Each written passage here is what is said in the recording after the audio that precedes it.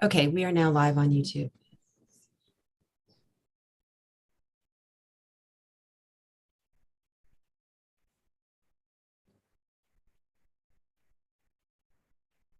All right, well, good afternoon. Welcome back to the afternoon session of the May 17th public hearing.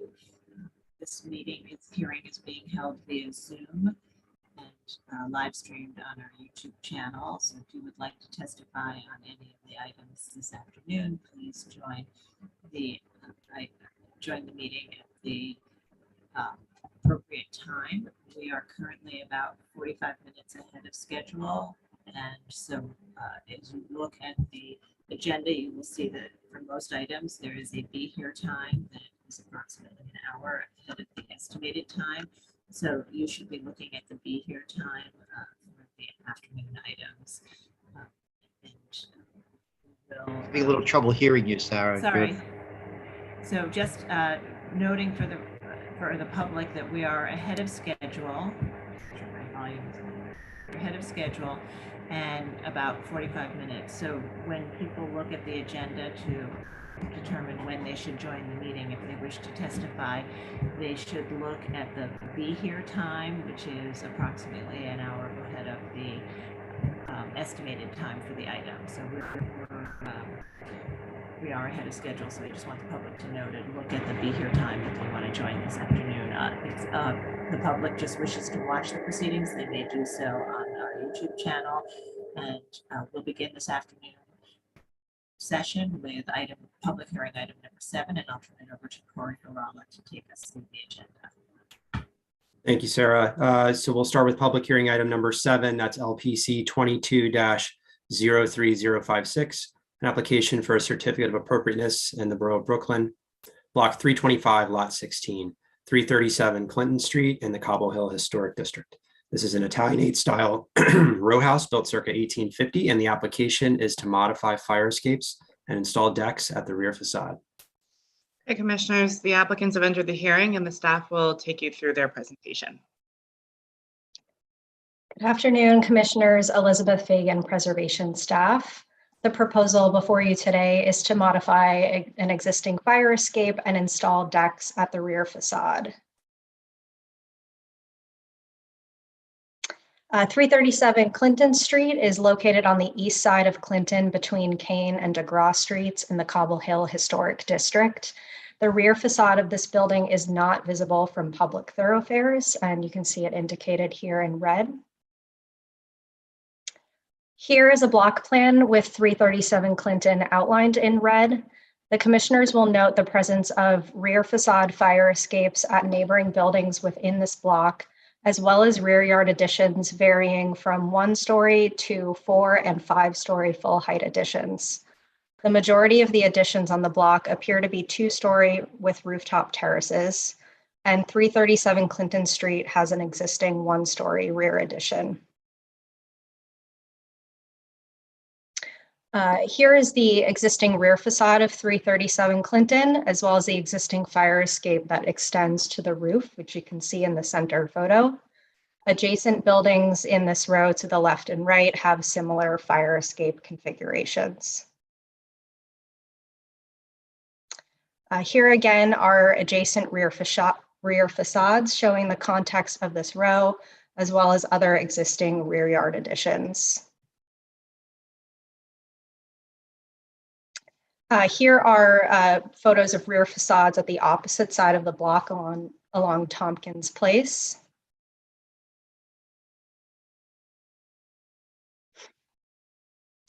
And the proposal includes modifying the fire escapes at the 2nd and 3rd floors by installing decks that will span across the 3 window openings at each floor. The new decks will project from the rear facade by just under 6 feet. The fire escapes will be attached to the decks for a total projection of 6 feet 4 inches. Sorry, to clarify, the new decks will project an additional almost 3 feet from what the current fire escape is. The decks will be supported by steel posts shown here in blue, and the existing window openings, also shown in the center in blue, will be modified to doors to access the decks. Here are some additional proposed renderings. The decking itself will be concrete over metal. Again, here are some additional views, as well as the proposed modifications next to the existing condition photo, which you can see on the left. Here are just some views from the existing fire escapes at 337 Clinton. This is looking north, and this is looking south. And these images here represent other fire escape to deck modifications. These are located outside the historic district, but have been approved by the DOB. And note that the concrete topped metal decking is similar to what is proposed here. And finally, here are some just examples of other commission approved rear decks located above the parlor floor. On the left is a similar style of decks and ladders within the Greenwich Village Historic District. And on the right is another deck and ladder that was partially visible in the Hamilton Heights Sugar Hill Historic District. And the applicants are here and available to answer any questions that you may have. Okay, thank you very much. And we do have some questions. Go ahead, Commissioner Goldblum. So why not use the same floor structure as current fire escapes have now? Okay, so let's ask the applicants to answer that question. So is it Ms. Goldfarb? Yes, hi, how are you? And my contractor is here, Mike Romeo.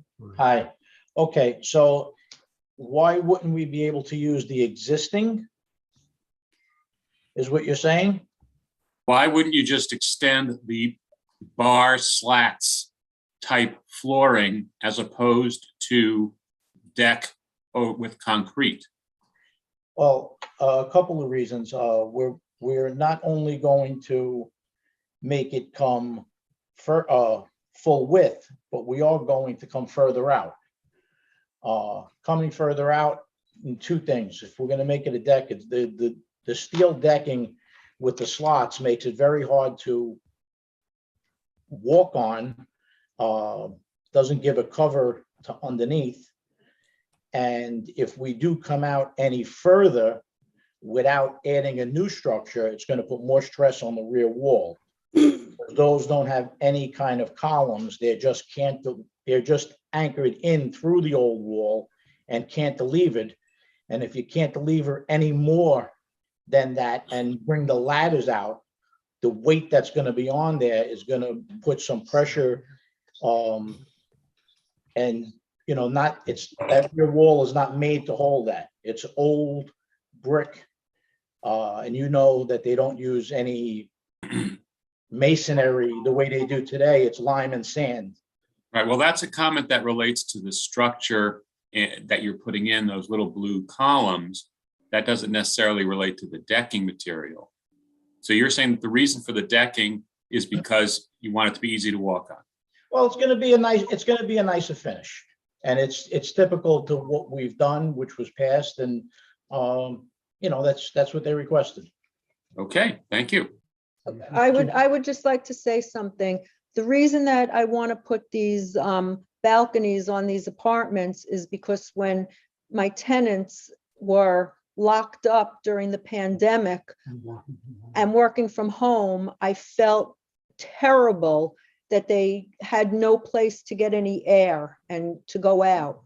So I'm trying to make it better for people that need to live. We don't know what can happen. We live here as well, and we live in the basement apartment, so we would be in the backyard, and I would see them like up against the window, and my heart was breaking. Thank you. Thank you. Any other questions?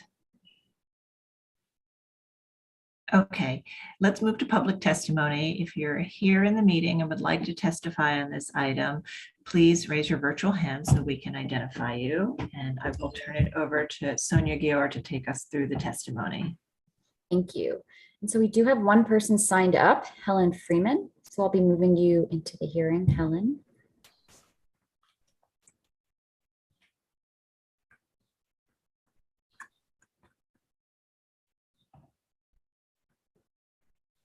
And Helen Freeman, I see that you are in the hearing. So please, if you could state your name for the record, you have 3 minutes to speak. Helen Freeman, Historic Districts Council. HDC finds this application inappropriate. Number 337 and its neighbors already overwhelm their buildings with a cacophonous array of fire escapes.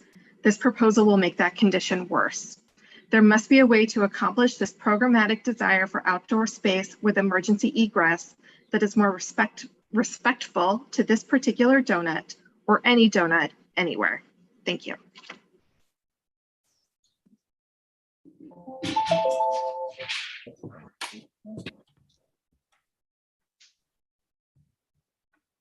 Thank you. And I do not see any other hands raised. I believe that will be the end of public testimony. And Brooklyn Community Board 6 did vote to approve with the condition that the applicant ensure that the application is compliant with any DOB and FDNY regulations. Okay, thank you. All right, so I'd like to turn back to the applicants and ask if you'd like to respond to the comments. I think first, just to clear up whether or not this is legal in terms of fire egress and egress. And then two, maybe speak to the context within this block and how this fits within that context. Well, as far as it goes, with permit wise and code wise, everything is going to be done according to approval. We will not be able to start this or get any permits without it going through a plan examiner in the building department and them assuring that it passes all the building codes, including fire department. So there's no way in the world we could even start without that without that being done and approved. Also, as far as the area that it's in and everything else, like we did state, it is not visible at all from any location anywhere. Also, it is, if you go back to those photos, besides it not being visible, it's almost not visible to a lot of the adjoining buildings because there's buildings on both sides that are protruding out much further than this building. As far as the comment to the overwhelming fire escapes in the neighborhood, I mean, they've been there since the buildings were built with the overwhelming fire escapes. It's every building needs it. So there's no other way. I mean, you're not going to ask everyone to remove their fire escapes. There are a lot of additional roof decks and balconies, which are a lot further out. As far as showing one of the photos that was put as an example with the job that I've done, and I've done many of them, which were passed by the building department, that's just showing an idea, but it's this here is not coming out as far as that one that was shown. That other one looks massive. And this is not out as far as that. That other one comes out over 8 feet. This one on a total, we're only adding to the fire escapes themselves, maybe 2 feet. And then the steps themselves only come out another, maybe those are probably 21 inches. So on a total, and that's not even counting the steps, that's not a covered area. The covered area is only coming out basically almost 2 feet and then adding another maybe 5 feet to the platform. The only difference is it's going to be done in a finish, in a concrete finish. Okay, thank you. And so this rendering we're looking at right now on slide 7 is actually not exactly what your block looks like. Right, this is sort of no, it's not exactly there's you have additions on either side of you. There's additions on all sides, which they just did a rendering basically showing ours, but the photos that show the rest of the neighbors in the yard does justice, showing how many balconies are there, how many extensions, and the one especially showing the buildings to the right and to the left. You could see how. Okay. Can we go to the slide that shows your side of the block? Excuse me? Yeah, I just wanted, all right, okay, so you have additions on either side of you, is that right? There's actually an addition right up against our building, which goes 2 stories. It actually goes a story further than our existing extension. Okay, Almost 2 stories over. all right. Okay, so the block has a number of rear yard additions that project out deeper than your balconies would. And there are also a number of fire escapes within this context. Correct. Okay. All right, commissioners, any other questions? All right, I think we can move to close the hearing and begin our discussion. Commissioner Lutfi, would you make a motion to close the hearing? So moved. Thank you. And Commissioner Chapin, would you second that motion? Second. All in favor, say aye. Aye. Aye. Any opposed? Okay, the hearing is closed and we'll begin our discussion. So this is, as was presented, this block with the interior context is not visible from the public way. There are many buildings with fire escapes that project, as well as rear yard additions. And the proposed extension, I think, would project less than some of the rear yard additions, and maybe less than a rear yard addition that we might even approve on this building. So I guess that's a way to think about it. So we'll begin our discussion. Commissioner Gustafson, would you start this one? I'm not sure I know why I knew I was going to go first. But I am fine with this as is. I understand some of the concerns that were implied by the questions that were asked by the commissioners. However, it is non-visible. Fire escapes are prevalent here, and the changes are, frankly, will be largely unnoticed or imperceptible. It's not detracting from these from the building or the district. So I'm fine with it as is. Okay, thank you. Commissioner Chapin? Yeah, I agree. Commissioner Goldblum? Yeah, I think it's appropriate as is. However, I would strongly recommend to the applicant that they investigate a bar grill slat floor instead of a solid deck floor. The quality of light and shadow that is created by fire escapes is unique and special and very much a New York thing. And you lose that completely with the decking. Okay, great. Commissioner Bland? Yes, I agree. I think Commissioner Gustafson spoke for me. Commissioner Lutfi? I agree. And I really feel like so many tenants just do their best to try to use fire escapes in general. And it's very hard to do because everybody wants to have outside space, forgetting about COVID, that was it. and still is a dreadful situation. So I really also appreciate what the landlord, the applicant, is trying to do for the tenants. Great, thank you. And Commissioner Jefferson?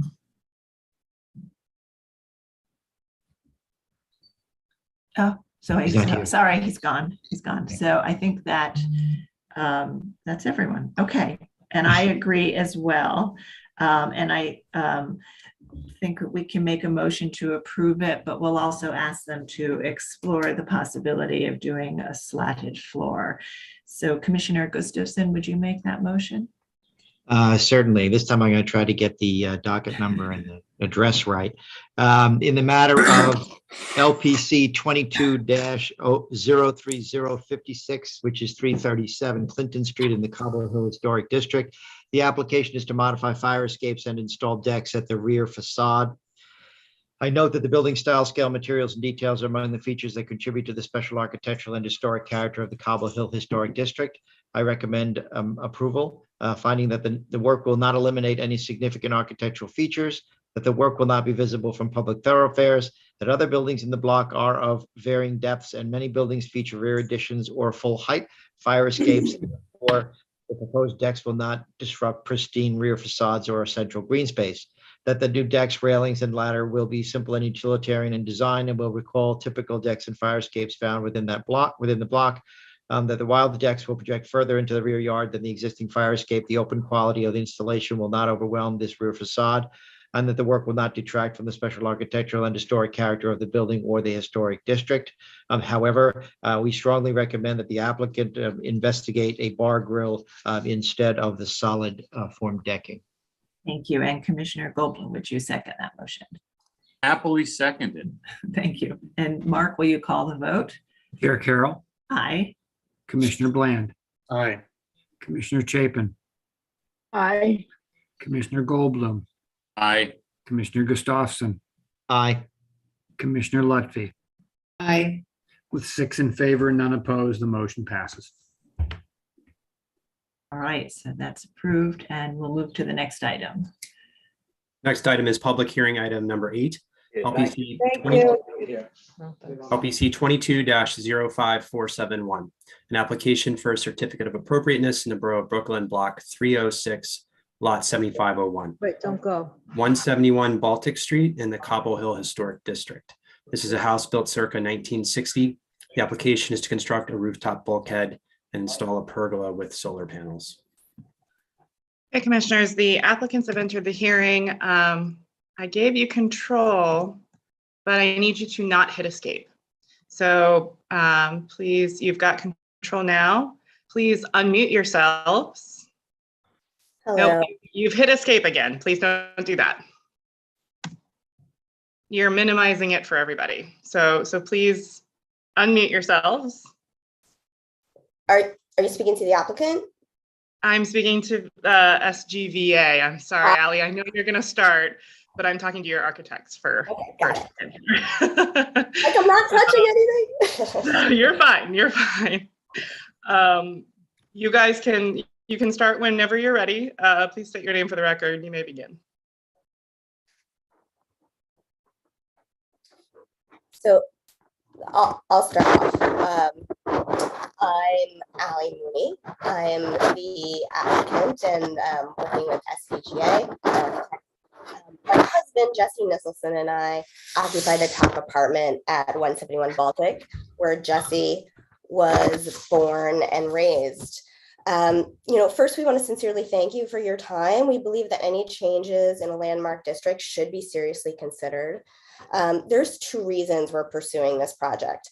One, we're deeply concerned about climate change, and we want to make our home more energy efficient by adding solar.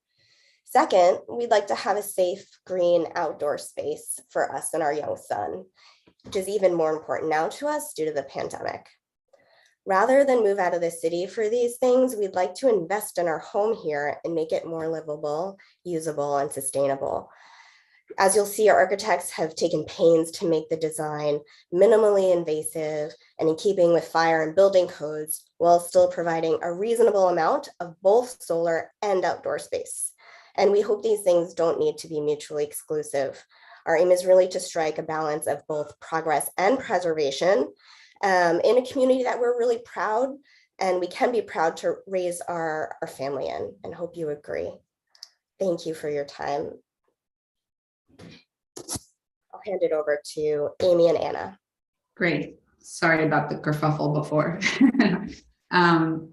So hi, thank you so much. My name is Amy Shakespeare. I'm with Shakespeare Gordon Vlado Architects, and I'm here with my colleague Anna Susena, and we're ready to present the slides.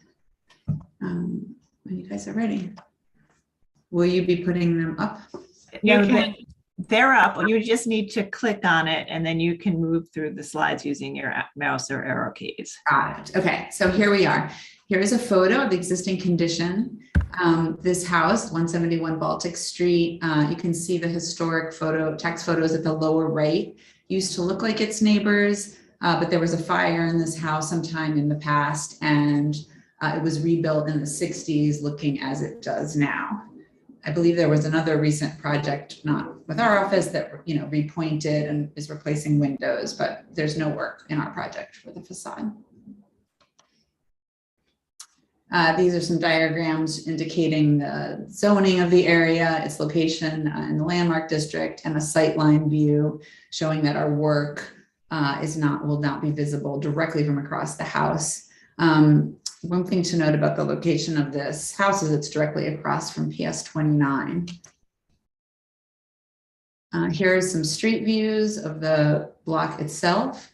You can see in the third row down from the top, we're the fourth house in to the east of Henry Street, and the site plan also shows that below, the location directly across from PS 29 and its schoolyard there to the east.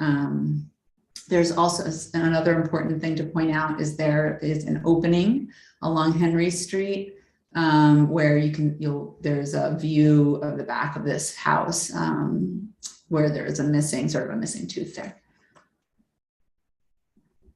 These are existing conditions drawings of the house, the front and the rear. And as our client said, they live on the top 2 floors of the house. They have a very shallow balcony off the back, but no real outdoor space other than that. These are just some diagrams of the project, simply just to show the goals of the project, as Ali mentioned. The next slides will show it in its more realistic form, but the goals were to provide as much solar as we could while still meeting the rules of the limited height district and the rules of the fire department, provide some shade, provide as much garden space as possible, provide plantings and green roof where we can, provide skylights if possible, bringing light into the top of the house, which is currently very dark in the middle, and just provide general access to the roof. So our scheme provides, does all of that. These are some illustrative images of the just straight on elevation showing the material palette. We're cladding the new bulkhead in standing seam metal cladding in a sort of medium to dark gray. There'll be concrete pavers. Will be the trellis structure supporting the solar will be painted dark gray. We have some wood planters. The railings that face the front and the back of the house are going to be in a minimal metal mesh, which will be safe and non-climbable while sort of hopefully disappearing visually. And those are the primary materials. This is the actual zoomed in plan of the roof. So of course we're setting back both from the front of the house and the back of the house. We're setting away from existing mechanicals. The current stair of the house is a switchback stair, not a traditional front to back stair. So the bulkhead is a little wider than it would it would be even wider if we kept it a full switchback side to side stair, but we're sort of turning it into an L to minimize the width of the bulkhead. And then that middle plan shows the size of the trellis above, which support the solar panels. And that was sized to accommodate 9 solar panels. We can also fit an additional 4 on the roof of the bulkhead, which give us a total of 13 solar panels. Here we built a mock-up on the roof. And a little key plan at the upper left shows where these views were taken. So this mock-up is not visible anywhere along Baltic Street. And if we didn't have a schoolyard across the way, most people would never see it. But because it's built across from the schoolyard, these views at the top are at the upper right shows sort of looking across PS 29 schoolyard. You can see that orange thing is the mock-up. And of course, the mock-up is built as a cube. In real life, the bulkhead is sort of smaller and there will be an overhead canopy, and we'll present some renderings of that next. We've zoomed in on the middle image on the top row, which show that you see this against the Cobble Hill Health Center beyond, which has a sort of pyramid shaped roof. That pyramid thing is not our building. It is the building along Henry, like beyond ours. And just the lower row show the mock-up from a few other places where you're able to see it, which is from across Henry Street, both behind the house and that missing tooth, and also from just adjacent to, if you sort of stand right next to PS 29 on Henry Street and look around the corner up, you will be able to see this canopy. The next slide and the last slide is our some renderings we've created that show this as opposed to the orange netting of the mock-up in its actual color palette, which show that it's gray and against the Cobble Hill Health Center doesn't really stand out that much. And again, what you will see from along Henry Street. And so that's the presentation. If anybody has any questions, I'll mute myself in the meantime. Thank you very much. All right, commissioners, do we have any questions? Okay, I don't think we have questions at this time, so we'll move to public testimony and we may have questions after that. So if you're in the meeting and would like to testify on this item, please raise your virtual hand so we can identify you. And we will, as always, start with anyone who signed up in advance and then get to everyone else. And so I will turn it over to Sonia Gior to take us through the testimony. Yes, and we have a number of signups. We'll start with Helen Freeman. Helen, I'll be moving you into the meeting shortly. You actually never kicked me out the last Oh. Okay, great. Well, if you could just state your name for the record, you have 3 minutes to speak. Helen Freeman, Historic Districts Council. HDC would encourage the applicant to explore alternate ways of reducing the height of this bulkhead. It appears that the amount of structural work proposed in the application would allow the applicant to consider restructuring the roof to allow the bulkhead to sit atop the ceiling of the top floor. Also, holding the trellis 6 feet away from the east parapet of the property might allow the trellis to be lowered to a less intrusive height. HDC would also note that we appreciate the importance of incorporating solar panels, outdoor space, and green roofs into the many roofscapes of New York. We therefore encourage the applicant to work with the LPC staff to develop this project in such a way as to reduce its visibility. Thank you. Thank you. Now we'll have Christina Conroy.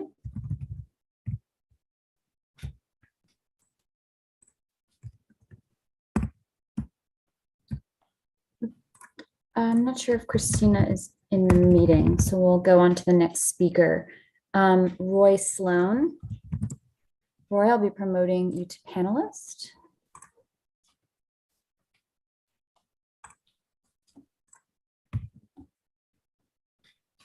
All right, Roy, you should be in the hearing. If you could just state your name for the record, you have 3 minutes to speak.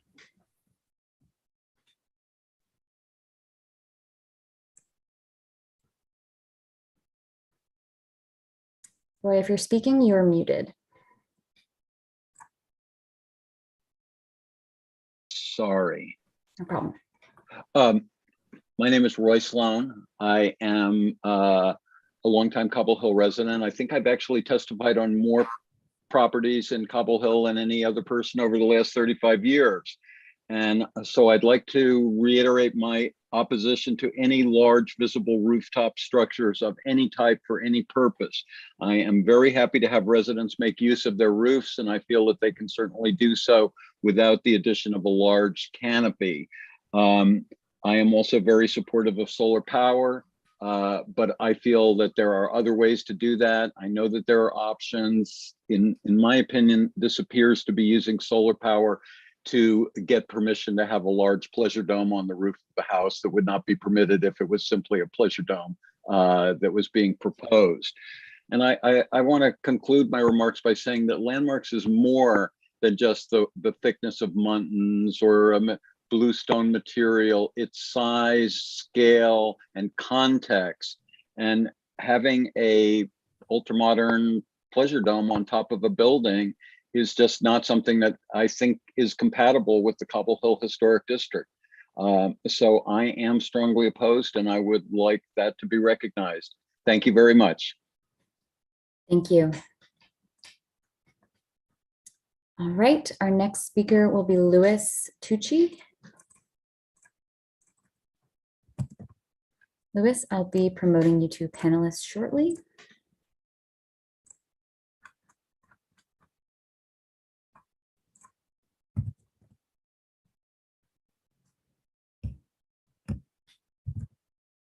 All right, Louis Tucci, I see that you're in the meeting. If you could please state your name for the record, you have 3 minutes to speak.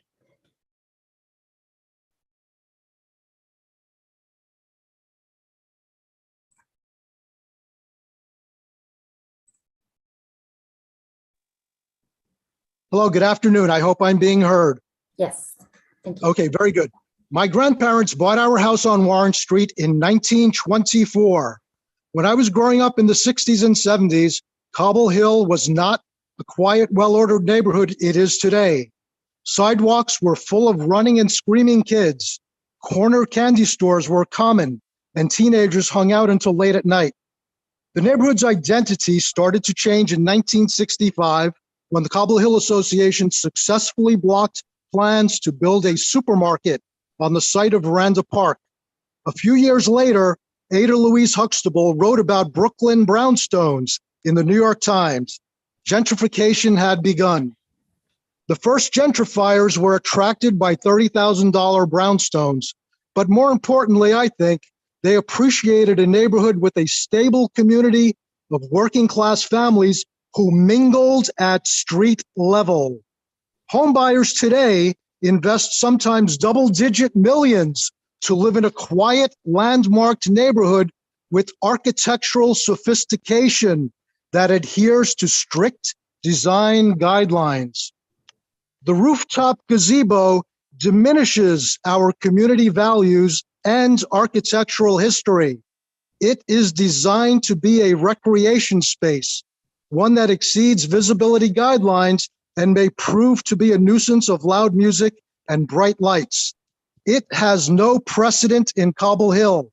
If it is not stopped, then others will follow, and the character of an intact 19th century district will be distorted.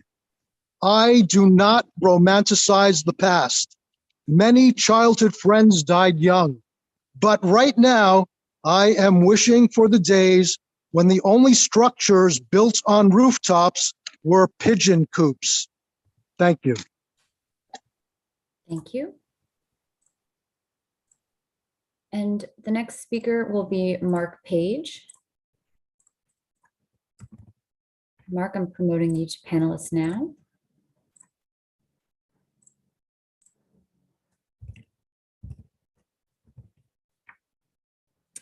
And Mark Page, I see that you're now in the meeting. So if you could please state your name for the record, and you have 3 minutes to speak.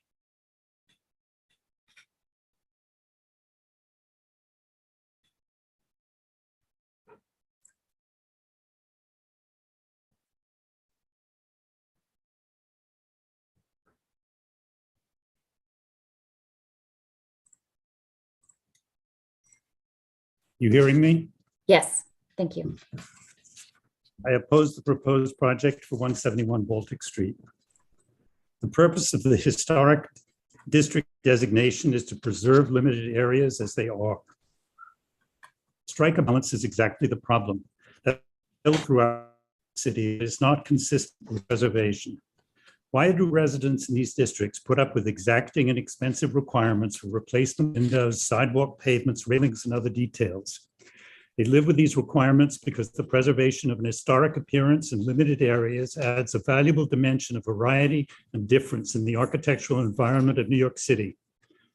The variation in the dimension of window mullions would have no apparent impact in comparison to a visible change in the roof line to accommodate stair access, canopy, and visible solar panels.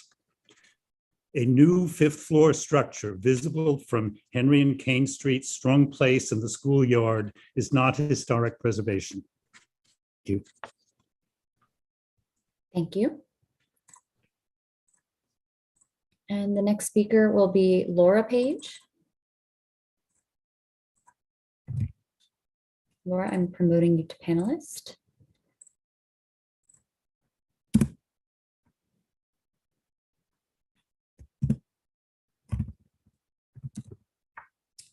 All right, Laura Page, I can see that you're now in the meeting. So if you could please state your name for the record, you'll have 3 minutes to speak.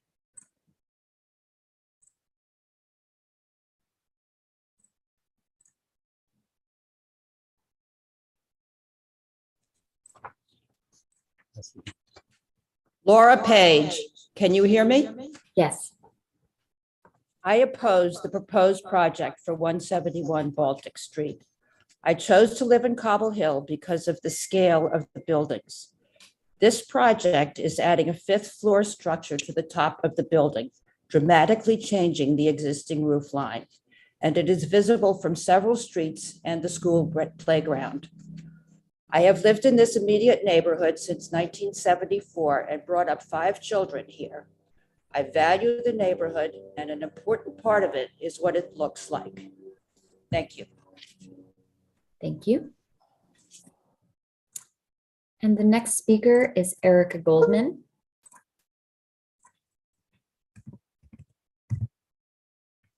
And I'll be promoting you to panelist.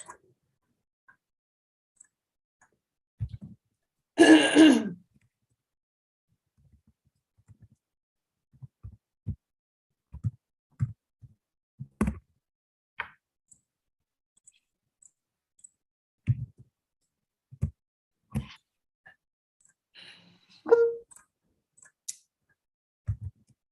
right, I see that you're now in the meeting.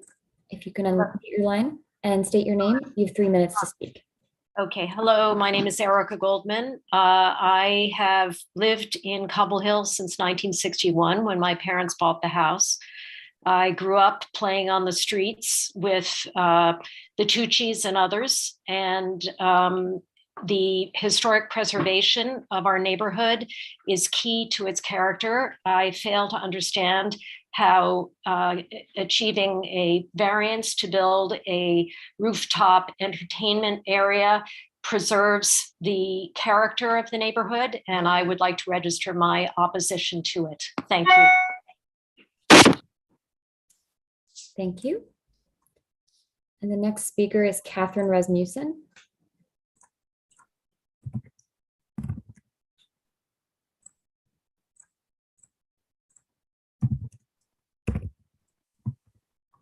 And I see that you're now in the hearing. If you could please unmute yourself and state your name for the record. You have 3 minutes to speak.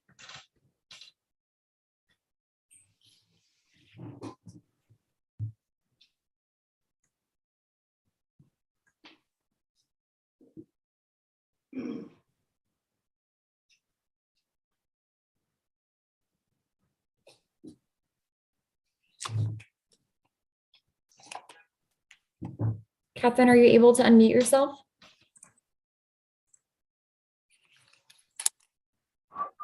Yes. Great.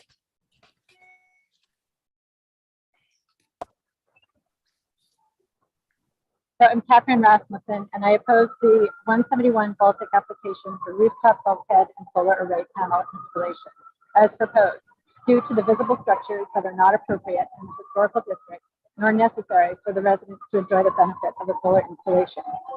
With disregard for the historical integrity of the district, the owners have chosen to propose the plan for the maximum amount of rooftop allocated to personal recreation. As a direct result of the recreational use, the following elements have been added and are all visible in the surrounding area: a fence, pergola, bulkhead, and very noticeably, standalone grouping of 3 extended chimney stacks located close to the building. This recreation space has been greenwashed by adding solar panels on top of the shade structure and bulkhead in an attempt to tip the scale and gain approval based on compromise to support a solar installation at the cost of architectural and historic appropriateness in the neighborhood. No such compromise needs to be made. The architects provided 2 other options on page 13, which is in their submission but not shown today. And option A shows panels installed on the roof with code compliant spacing and bulkhead access. In fact, the visible bulkhead can be eliminated from the project without negatively impacting option A solar installation. The architect noted, sorry, helicopters and noise here. During the April 28th PK CB6 Landmarks and Land Use Committee review meeting, that the bulkhead addition was at the desire of the owners to access the proposed recreation space, but not necessary to access the solar panels placed on the roof, as shown in their option A. We should not feel forced to compromise in order to take a stand against climate change or to encourage solar projects. Solar projects and historical integrity can coexist. If approved, as proposed, not only would the project alter the historical integrity of the block, but would serve as a precedent for additional greenwashed recreational spaces, which in turn would alter the integrity of the district. The result would not only be visible bulkheads, fences, and pergolas, but with multiple working fireplaces in the district home, many smoke stacks stretching well above roof line. I urge the LPC not to approve the proposal and ask the owners, as residents of Cobble Hill, meet the obligations of living in a historic district and revise and resubmit a responsible, non-visually intrusive way to install solar without the unnecessary bulkhead. Thank you. Thank you. And the next speaker will be Nadij Girodet. I apologize if I mispronounced that. I'll be promoting you to panelist.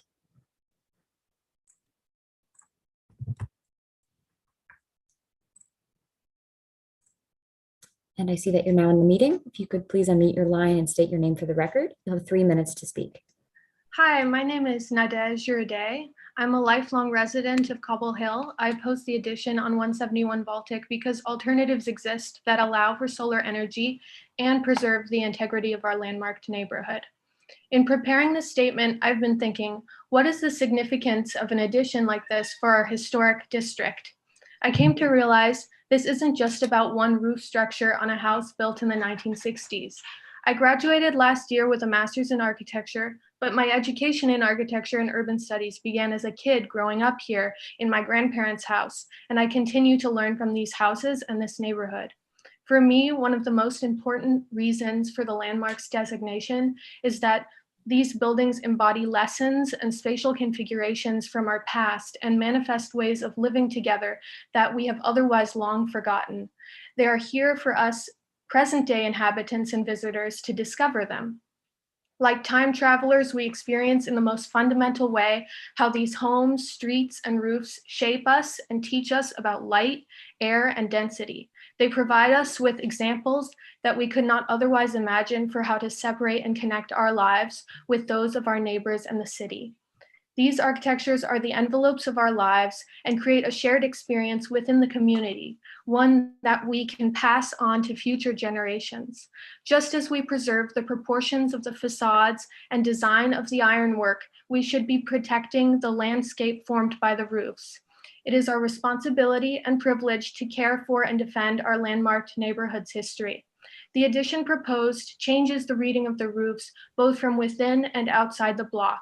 It brings attention and further exaggerates the difference between this 60-year-old house and the 19th century buildings around it, in a neighborhood that works to maintain a coherent and integrated architectural voice.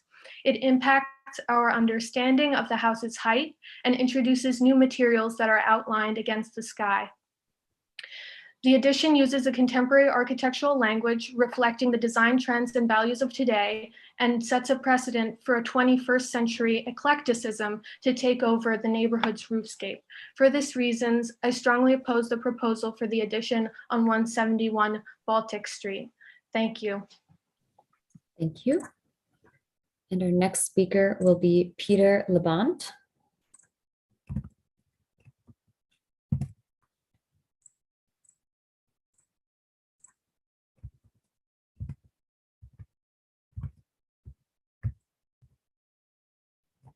And I see that you're now in the meeting. So if you could please unmute your line and state your name for the record. You have 3 minutes to speak. Certainly. Can you hear me now? Yes, thank you. Oh, great. Okay. My name is Peter Labonte. My wife and I live on Warren Street, and our backyard looks up on the proposed rooftop addition at 171 Baltic Street. We and others in the neighborhood are a grassroots group. We organized ourselves when a large mock-up appeared on the roof of 171 Baltic. I want to start by reading from our introduction to the 1969 Landmarks Designation Report. It was true then and remains true now. And I quote, "A historic district should be possessed of such a distinctive quality that, on entering it from any side, one should at once become aware of a neighborhood set apart and of the consistent quality of certain types of architecture. Cobble Hill is just such an area and revealed itself as such immediately. All of us are residents of Cobble Hill, renters and owners. Some families have been here for a century. Some of us have scraped our knees on the sidewalks as children. We raised our children here, and for some, their parents lived out their lives here. Cobble Hill is the architecture body that we inhabit. We are not all architects, but we know what the spirit and the integrity of this body and the fabric of the neighborhood is threatened. 180 people have signed our online and hard copy petitions in opposition to this project, recognizing its inappropriateness for the district. The petitioners seek to highlight the following. 171 Baltic is clearly in a designated historic district. The integrity of the visible architecture in Cobble Hill is maintained and must be maintained at considerable expense by residents and replace windows, walks, trims, and other details carefully preserved and maintained in kind because residents and visitors alike value the experience of going through our streets. These requirements are dictated by landmark designation, and the residents know this in advance of moving here. The owners of 171 Baltic are applying for approval from the Landmarks Preservation to build a bulkhead and a canopy above their roof. They incorrectly assert that these structures are necessary to install solar panels. In fact, as many more panels could be installed directly on the roof itself. The true reason for this structure is to accommodate a rooftop recreation area covering most of the roof, including under the canopy with stair access from the floor below. These structures will be visible from Henry Street, PS 29 across the street, Kane Street, and Strong Place, as the mock-up demonstrates. Existing smokestacks will have to be extended a further 3 feet above the proposed bulkhead.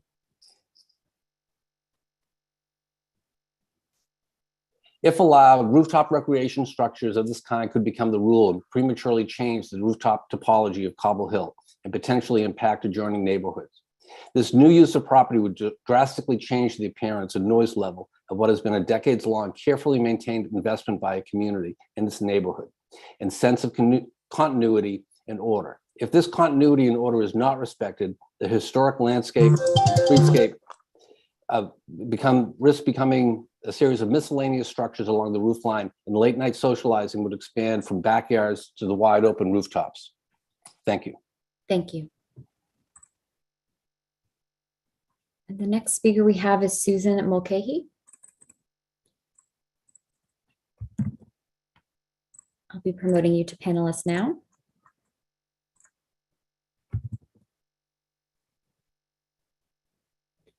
I see that you're now in the meeting. If you could please unmute your line and state your name for the record. You'll have 3 minutes to speak.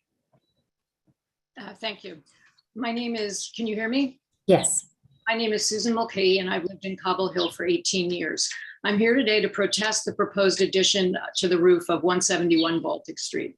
I want to start by stating that I am very much pro-solar, and so is every person protesting this construction project. The oversized and very visible rooftop structure at 171 Baltic is not about solar power. It's about creating a recreation entertainment area for the owners. In a letter to neighbors, the owners stated this directly, and I quote, "One of our goals is to create a space that's more enjoyable and livable for our family. We don't have access to the backyard, and the pandemic made us realize how much we value having a safe, green outdoor space," unquote. In fact, there is a large deck at the back of the building, but the owners clearly would like more space. In any other neighborhood, including some nearby neighborhoods like Carroll Gardens and Gorham Hill, that might be fine, but Cobble Hill is landmarked. And if this project is approved, what's to stop other residents from constructing similar structures on their roofs or making changes to their facades because they'd like more light? It just would render LPC guidelines sort of meaningless. Solar power is great. Everybody loves solar power. And if this were truly about solar panel, the owners of 171 Baltic would cover the roof with solar panels, and there'd be no need for an LPC hearing because they would not be visible. It would be a shame to see Cobble Hill's architectural integrity eroded with these kinds of additions. In conclusion, I'd like to point out that at last week's CB6 meeting, David Briggs, who was a supporter of the project from CB6, said that a photo of the frame for this mock-up, which appears on the petition protesting it, had been altered. I was involved in circulating that petition, and his accusation is 100% untrue. But it is telling that when confronted with an accurate view of the proposed structure, Mr. Briggs assumed the picture had been photoshopped. It was not photoshopped. The proposed structure is indeed that large. Thank you. Thank you. And our next speaker is Charles Giraudet.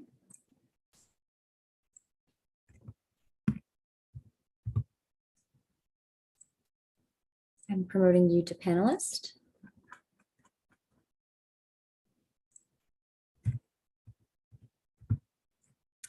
All right, I see that you're in the meeting. If you could unmute your line and state your name for the record.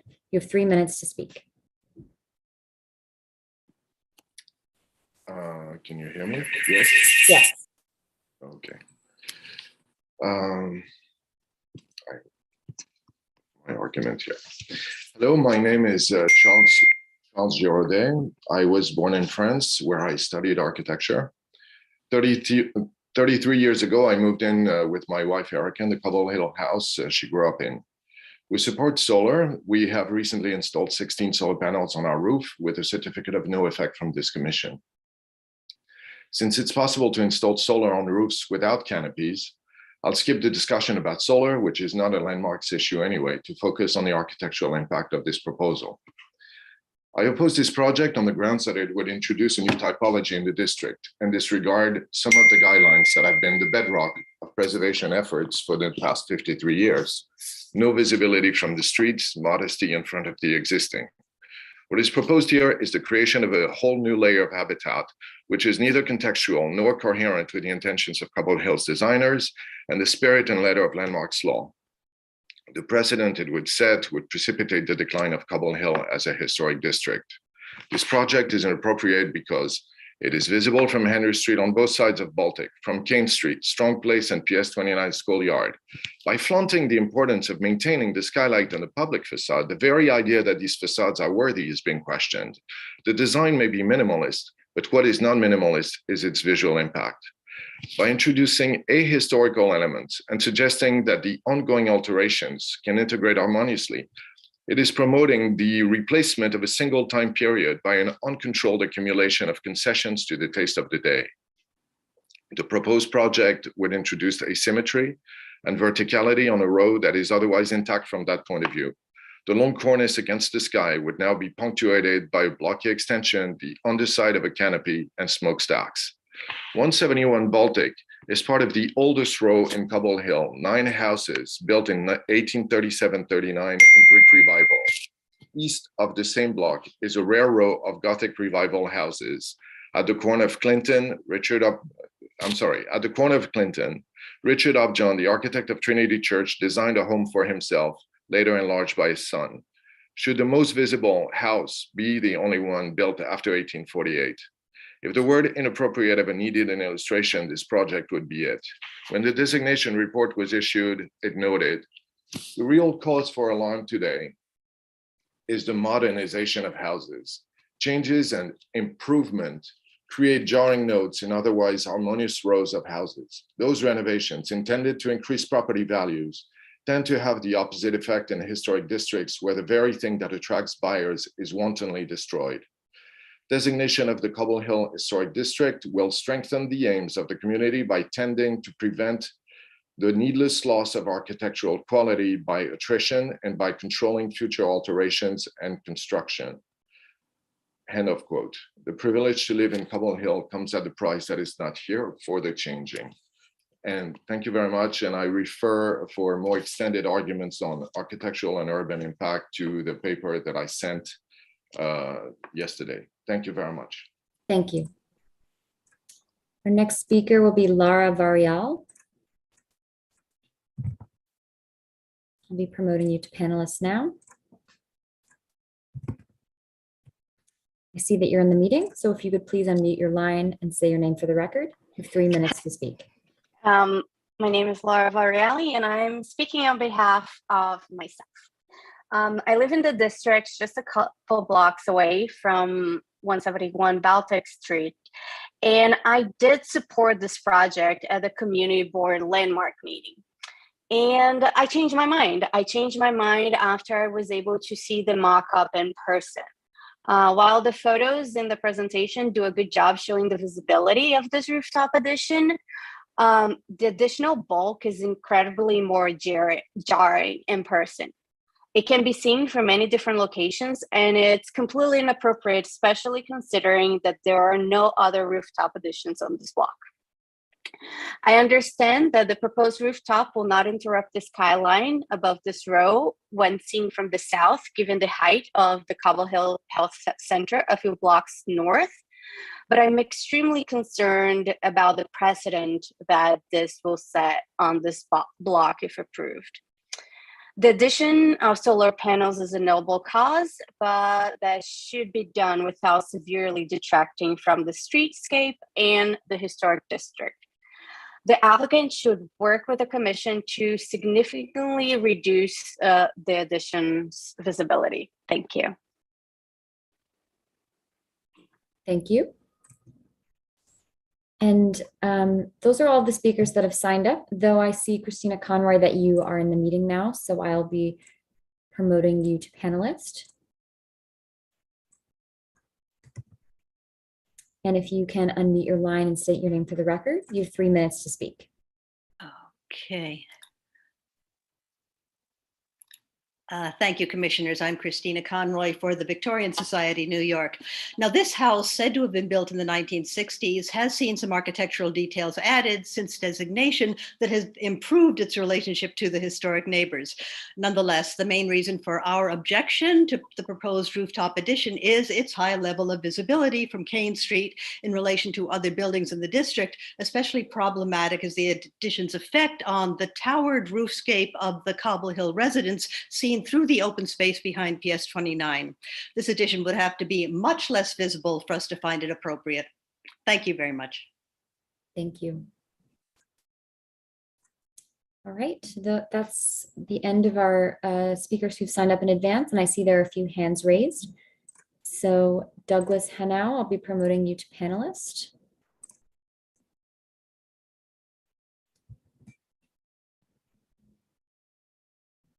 I see that you're in the meeting, so if you can please unmute your line and state your name for the record. You have 3 minutes to speak. My name is Douglas Hanow. Can you hear me? Yes, thank you. My name is Douglas Hanow. I live at 139 Baltic Street. I've lived there for 25 years, which is less than a block away from 171 Baltic Street. As a 25-year resident who's raised their children in Cobble Hill and at that address, I wholeheartedly support this project, and I hope that the Landmark Preservation Committee approves it. My kids graduated from PS 29, and I think this project is a thoughtful integration of solar, which is something that is going to be needed to happen in this historic district and in every historic district. It's inevitable. City laws are mandating climate change measures, and this is one. Unlike many of my neighbors who've spoken, I actually reached out to Allie and Jesse. I did not know them before this application, to talk to them about it. This is a thoughtful addition that really is about solar. It's also about an outdoor space, but it's about bringing solar into the community, something I'd like to do, but my parapets are too low to get any real electricity. My kids, who are teenagers, care a lot about solar power. They live in this district. They are in tears that there's no solar panels in our community. The building was built in 1960. It wasn't built in 1860. It is not a gem of architecture. Sorry to everyone. People should speak with them. They're people. The historic district is not about buildings. Let's be realistic. It's about people. We all live here. I live here. I've lived here 25 years. We need to see solar panels. The other issue that nobody has brought up is that the Land Use Committee and the Community Board 6 approved this, recommended the approval of this. So that representation of the community wants this. The other issue is that all the talk about historic districts, there are many negative aspects of historic designation. One is that the contribution of Native people is completely erased. The Cobble Hill Historic District documentation speaks about the Dutch settling Cobble Hill in 1640. There's no mention of Native people's contribution. There's no mention of any of the negative things that happened at the time these buildings were designated. So we have to say that some change is good. And this is a good change.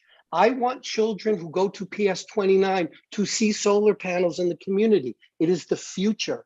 We cannot be stuck in the past. And a solar panel, this solar panel on the buildings will not detrimentally harm the view. It will make the view better because we will be seeing the future as well as the past. Thank you very much. Please, please, please approve this. Thank you. Thank you. Our next speaker will be Amy Breedlove. I'll be promoting you to panelist.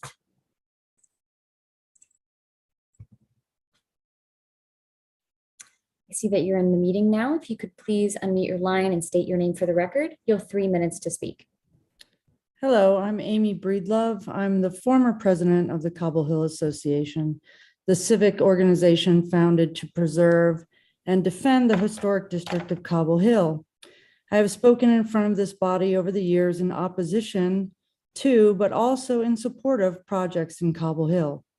Today, I want to oppose the proposed rooftop addition and solar array at 171 Baltic Street.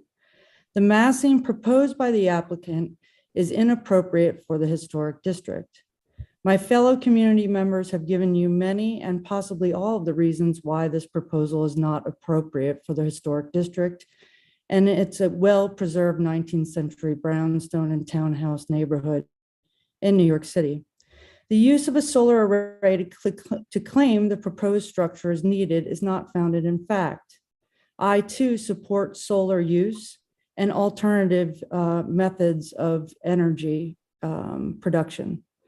The solar panels and array can be installed on the roof and not break the view planes, as a few of the community members have spoken about today, and some of them have them on their roof.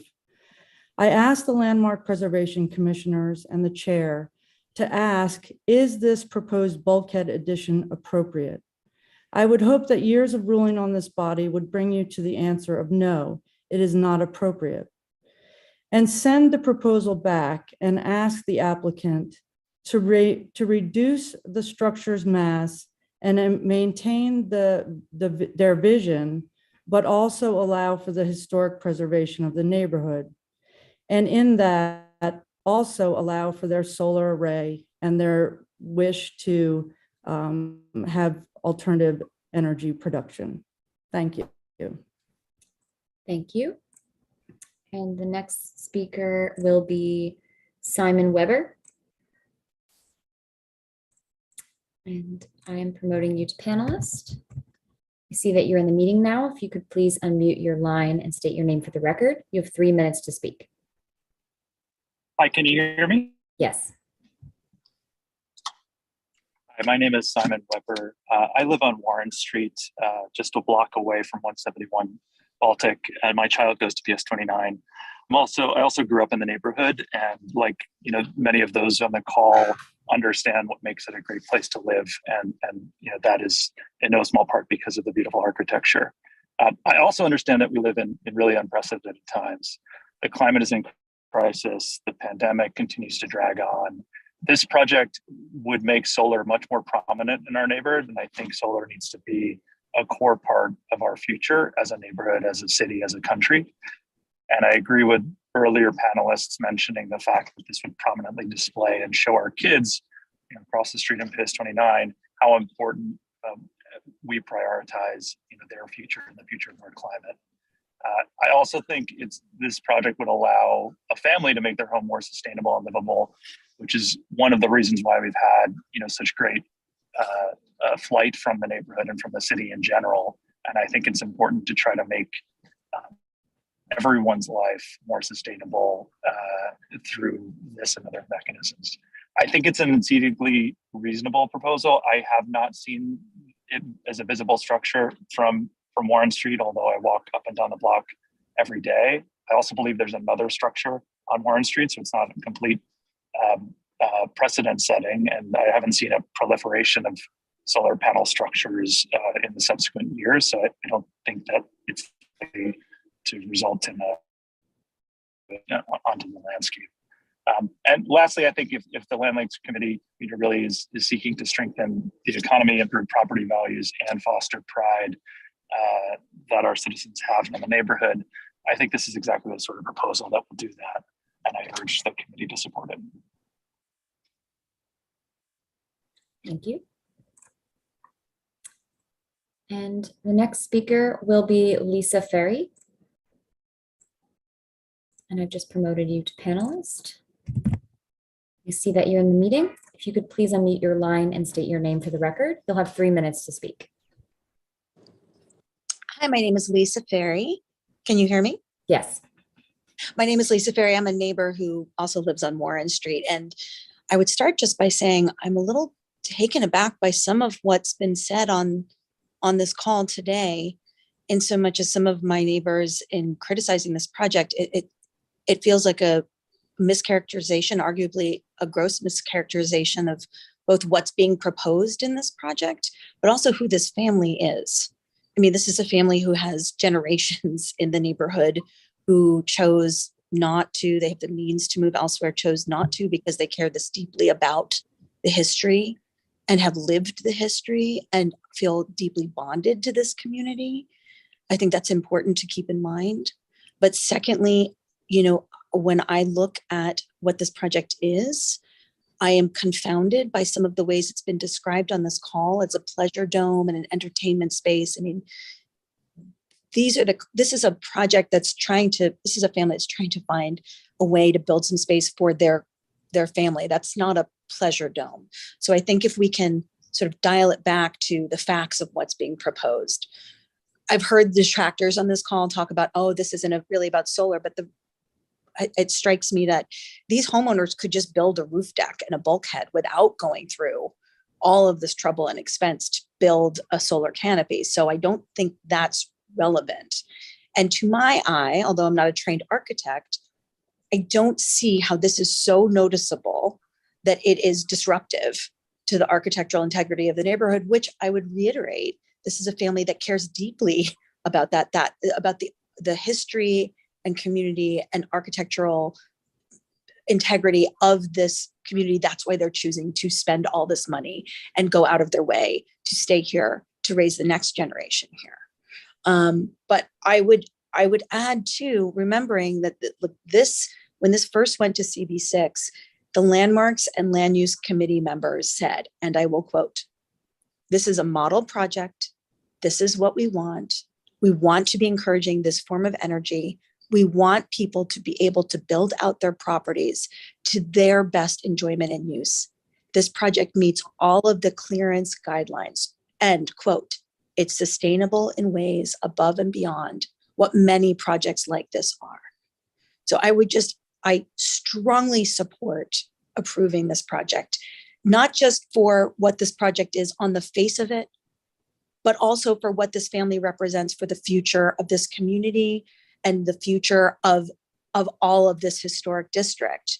There needs to be a way for my neighbors and I to thread the needle of preserving the past and also moving forward.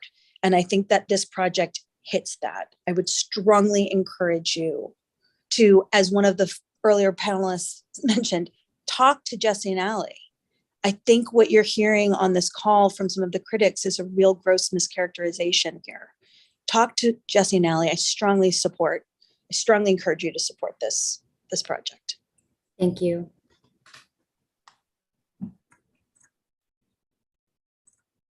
I do not see any other hands raised, so I'll turn it back over to you, Chair Carroll, though I will note that Brooklyn Community Board 6 voted to recommend approval.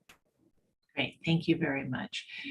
All right, I'd like to turn back to the applicants, either the architects or the owners, to see if you would like to respond to the comments we've heard.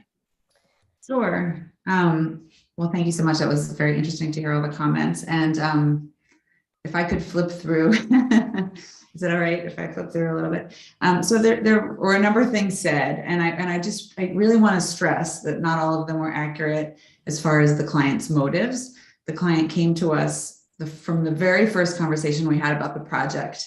They wanted to create a green roof deck that included sustainable features such as green roof, planting areas, water management, solar, and an area, an easier access to their roof, which currently they have to go up a very difficult ladder to get to, and an area to hang out. To us, they characterize it as a space to go up and read a book or share a meal, not to have wild parties. And really the solar was part of the project from the beginning. We, as the architects, are trying to do everything we can to meet all of the various codes, zoning rules, landmark rules, building department rules, and minimize its appearance through its color. There are certain things, and still frankly provide enough solar that it's worth doing. So, yes, we could put solar panels on the roof and not build a roof deck and a bulkhead. Of course we could do that. But that's not the program we were given. We were given to create both, a green project that has solar included and a roof deck. And, we really feel like we are, as one of the commenters said, threading the needle. If this project were not directly across from the PS29, it really would not be visible practically at all. There are certain constraints of the shape of the stair and the shape, the area where this house is on the block, that it is very minimally visible. We think that being, set against the Cobble Hill Health Center makes it far less visible than it would otherwise be in terms of its profile against the sky. We would make the solar canopy a little bit lower if we could, but we have to provide that space for the fire department rules. It's absolutely no higher than it needs to be. The top floor of the house already has a low ceiling height, so we're not able to push it down at all. We explored that, and that's not possible without having a lower than 8-foot ceiling on the top floor. So, we really are doing our best, and I hope that you will approve it. The last thing I want to say is that if I could just flip ahead in the presentation, we had some sort of appendix materials here. I don't know if I can go you forward. actually don't have control at the moment. Can you Oh, tell me okay. what page? If you could just go to I believe it's the next page. There. So this just shows a number of the existing visible penthouse additions and other roof structures close by. You can see at the map on the upper left where these are. So a lot of people cause this precedent setting. We really don't believe we're precedent setting here. And I do believe the mock-up, again, built as sort of a solid orange netting structure, is far more visible than this painted gray and very open structure will be if it's approved and constructed. So, and I don't know if the owner wants to add anything to that, but she's here. Yeah, no, that was great. Thank you, Amy. And thank you everyone who spoke and shared their opinion. I do just want to clarify for the record, once again, that we never claimed a canopy is necessary to install solar, but our design would afford a reasonably sized, usable roof deck area and a reasonable amount of solar that we estimate would power 73% of our energy needs. And also, I know a lot of families on Warren are concerned about this project. In fact, a number of family members spoke today from the same family. So I know it's an issue. And as I also want to encourage you to speak to us about our intentions and clarify any facts or any concerns. Predominantly the late night partying and socializing and pleasure dome characterization. On a good day, our idea of a good time is in bed by 9. So that's not a worry. And with that, I'll end my remarks. Thanks. Thank you. Commissioners, do we have any final questions? Right, I don't think so. So I'm sending you a request to unmute so we can begin our discussion. All right, Commissioner Lutfi, would you make a motion to close the hearing? Oh, you just muted. So moved. Thank you. And Commissioner Goldblum, would you second that motion? Second. All in favor, say aye. Aye. Aye. Any opposed? All right, hearing's closed and we'll begin our discussion. And, as I think many of the speakers appreciate, I think the applicants striving for solar and alternative energy measures, as does the commission, and the commission, embraces the installation of green and sustainable installations and embraces the installation of solar panels. So the application before us is for not only solar panels, but a combination of elements, including the bulkhead, the deck, which then creates the pergola on which the solar panels are installed, and raising the chimneys. And so as a commission, we will be evaluating the cumulative effect of that on this particular building in this particular streetscape, and then in the larger context of the historic district. So with that, I'm going to start the discussion with Diana. Commissioner Chapin, would you start this discussion? Thank you, Sarah. Well, it's an interesting discussion because I have never heard so much testimony regarding a pergola. And that is, as far as I'm concerned, this is a pergola and a bulkhead. And we do approve bulkheads and pergolas throughout the city. Obviously, many of the testimony was extremely interesting, and I listened very closely. It was implied that there were no other rooftop additions, but it appears from some of the pictures, and I was trying to get a Google look at it, and perhaps the staff could clarify that, that there are in fact some other rooftop additions on this block. So it's not that there is nothing there. To me, it's a light structure. Obviously it's visible because there are aspects from which you can view this. And with regard to solar panels, also, we have obviously approved solar panels throughout the city and are continuing to do so. So the real question is this disruptive of the district, which obviously was the point of the speakers in general. I don't really see that this bulkhead or pergola is in any way particularly unique compared to others that we have reviewed and approved, or that even the context is unique. And pergolas are light structures, they are not enclosed, and you know, I don't think it's going to have, well, we don't regulate sight lines anyway, but I don't think it has a profound effect on any, you know, other, say, landmark structures.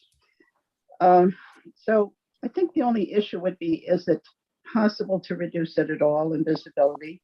The architect indicated that seemed unlikely. I don't know if the staff thinks there's any possibility of that, but I am generally minded to actually approve this as presented, unless we feel it can be reduced in size in some way, simply because it has unusual visibility given its particular strange circumstances as far as the open playground, which we've seen other examples of rooftop accretions where there just was no way not to see it because of where it was sited. So that's my opinion. Okay, thank you. Commissioner Goldblum. Can I ask others to go first? I Sure. was not, I had to take a call in the middle, and so I might have missed a little bit. I want to make sure that Sure, I don't. yes, Yeah. of course. Commissioner Bland. Thank you. I think I would agree with every word that Commissioner Chapin just said, but I want to add just a little emphasis to it as well. This is a pergola, a very lightweight structure that does have solar panels on it, but it's a lightweight structure. It's not a structure. It's not an enclosed room, which would be inappropriate, I think, up here.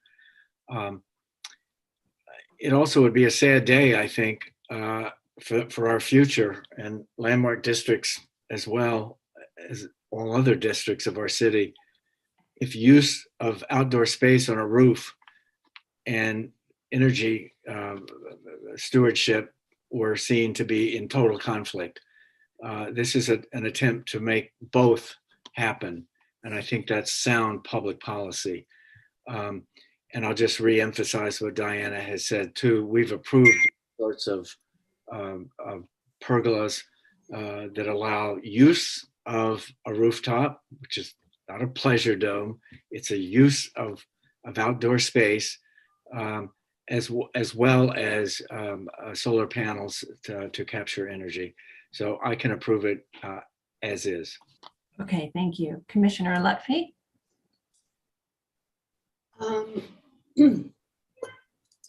I appreciate all perspectives on this. The desire for energy efficiency, for outdoor access, and I appreciate the general neighborhood's perspective on this. I lived in this neighborhood for 10 years on Kane Street, catty cornered to the school. Baltic was right there.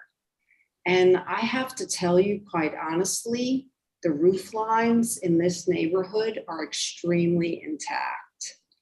And that example that was shown several blocks up on a much bigger structure. And I believe that it is possible to do a project like this and not have the visibility. And it looks like the pergola is about 12 feet high, 12 plus feet high. So as is, understanding what the neighborhood looks like right here and the visibility, I would not be able to approve this unless they either move the bulkhead in the pergola or they lower it.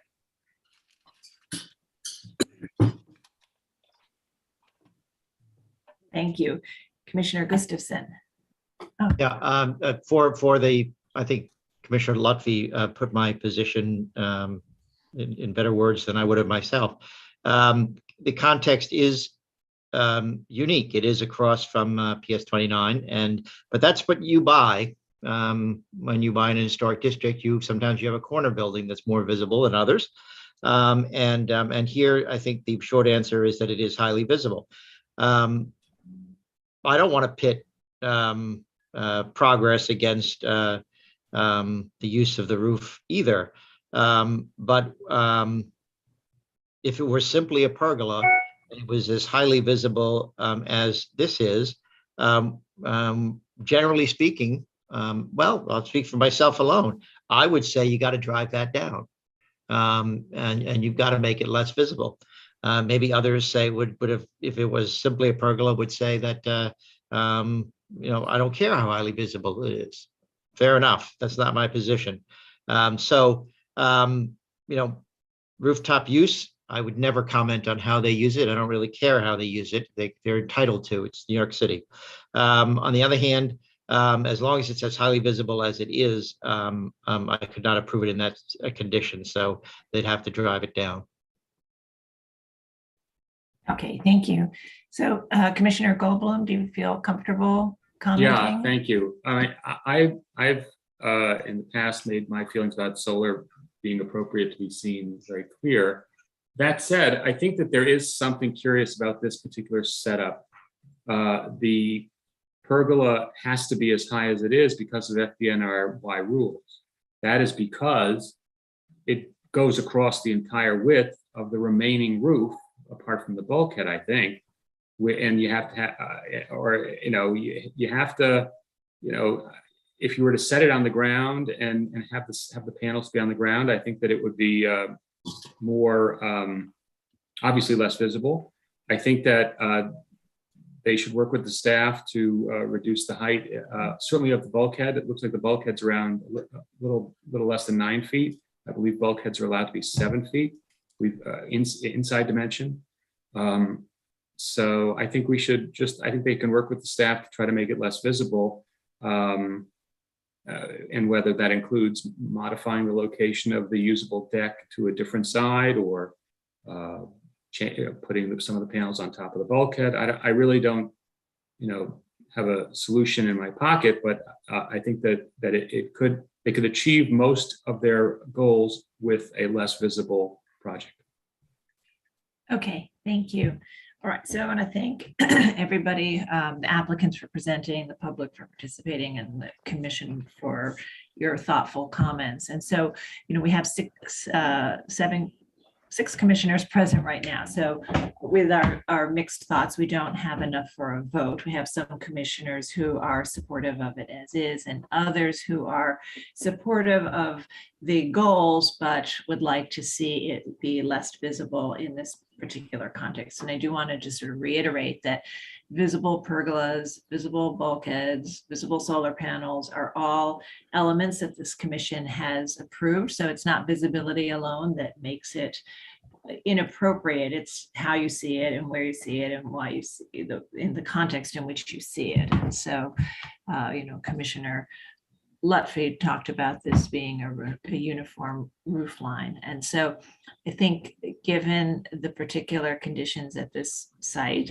and also Commissioner Chapin talked about it being unique and that there's a schoolyard which provides this view. So I think the context has worked in differently for different commissioners, but at this point we still don't have enough for a vote. So we'll ask the applicants to consider the comments we've talked about today, and if there is a way to reduce visibility from certain views, I think that's worth exploring and continuing to talk to the staff, and we'll have you back when you're ready. Okay, thank you. Okay, we'll now move to public hearing item number 9. This is LPC 22-07278, an application for a certificate of appropriateness in the Borough of Brooklyn, block 324, lot 13, 31 Strong Place in the Cobble Hill Historic District. This is an altered row house, and the application is to construct rooftop and rear yard additions. Okay, commissioners, the applicants have entered the hearing. They now have control of the presentation. Just need to click on your screen. And then whoever needs to begin may state their name for the record. Good afternoon, commissioners. Brendan Coburn for 431 Strong Place. This project has two principal components. They're a rooftop bulkhead with solar panels and a rear yard addition. And I'm going to ask Jenna to just flip to LPC page 9, just to provide a brief overview of what we're trying to do.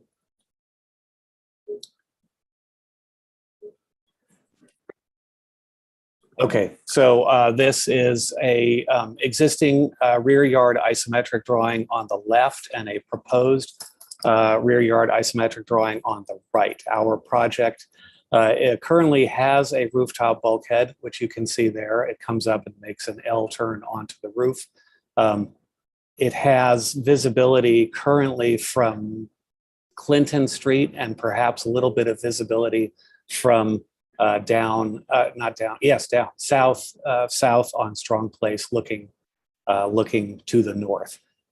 You can see in the rear yard addition there is currently a sort of rambling two-story rear yard addition that has sort of a weird projection on the garden floor, and then the remnants of a bay window on the parlor floor, and is set back about 30 inches or 3 feet from the face of the adjacent row.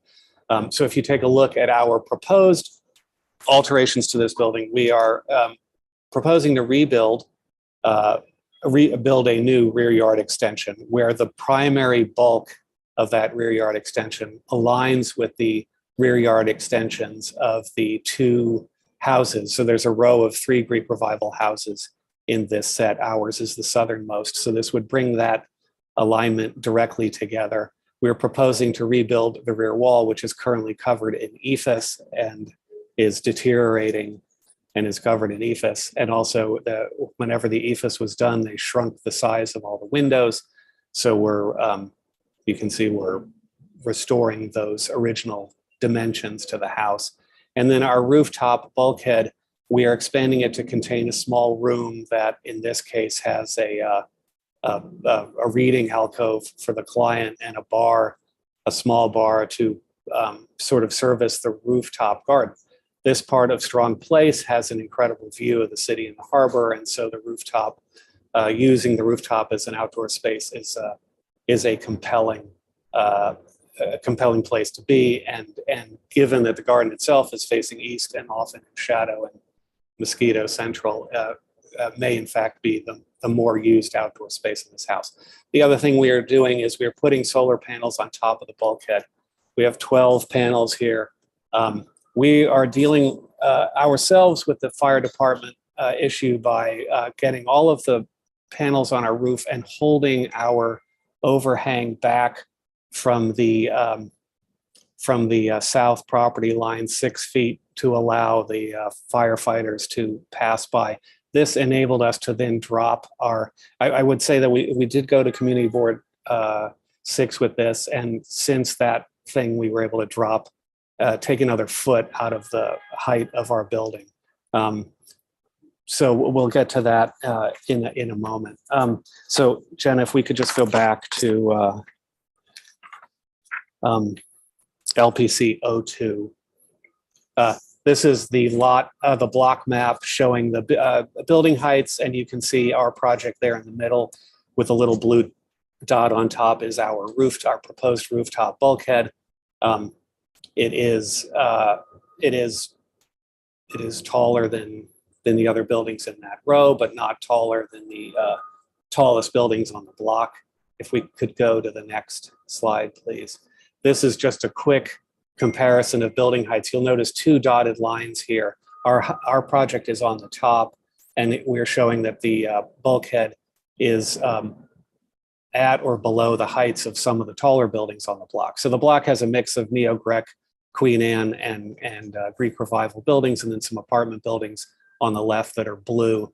The other side of the street has more taller buildings up towards the north of the block and more bulkheads as well.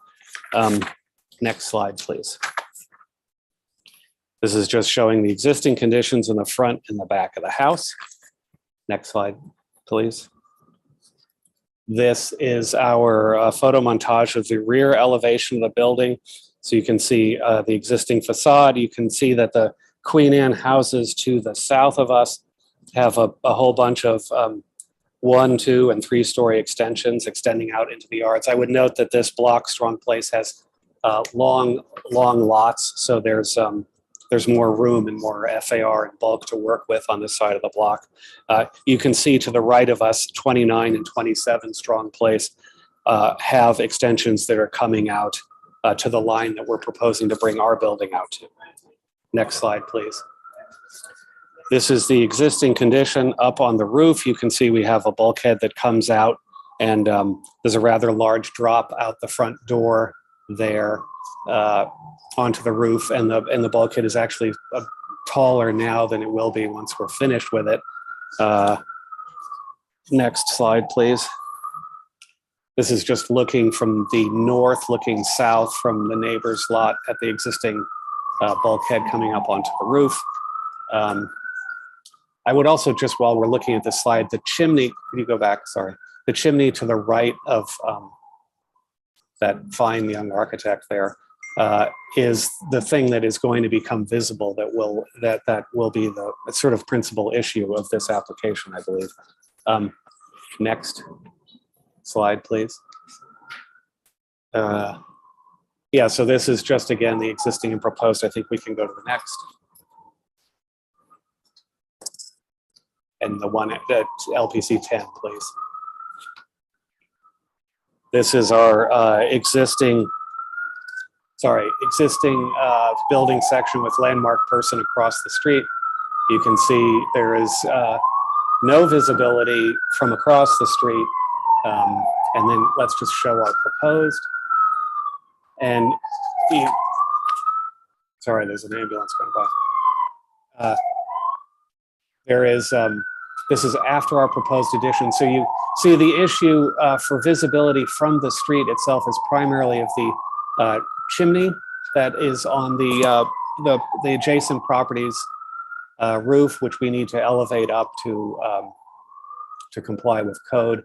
And you can see that it's primarily the flues that will be visible from there. There is some visibility of the bulkhead itself from south on Strong Place, and you'll see that when we show our mock-ups. Next slide, please. This is just a rooftop plan. You're seeing the existing bulkhead and our proposed small, not full width bulkhead. You can see that 6-foot clearance that we've maintained there to the south side of the bulkhead, to the penthouse, really, in this case. Next slide, please. This is our elevation through the roof showing the bulkhead, which will be primarily a wood window structure, and then the side walls of the bulkhead will be a vertical siding metal, gunmetal sort of looks more or less like lead-coated copper surface. And then you can see our chimney extended up there. So the flues are visible in this drawing. Next, please. These are just the front and rear elevations of the penthouse, and the lower one, the rear elevation, has some visibility through a driveway on Clinton Street, which is the driveway of the architect Ben Baxt. So I'm hoping he's not going to show up and object too much. Next slide, please.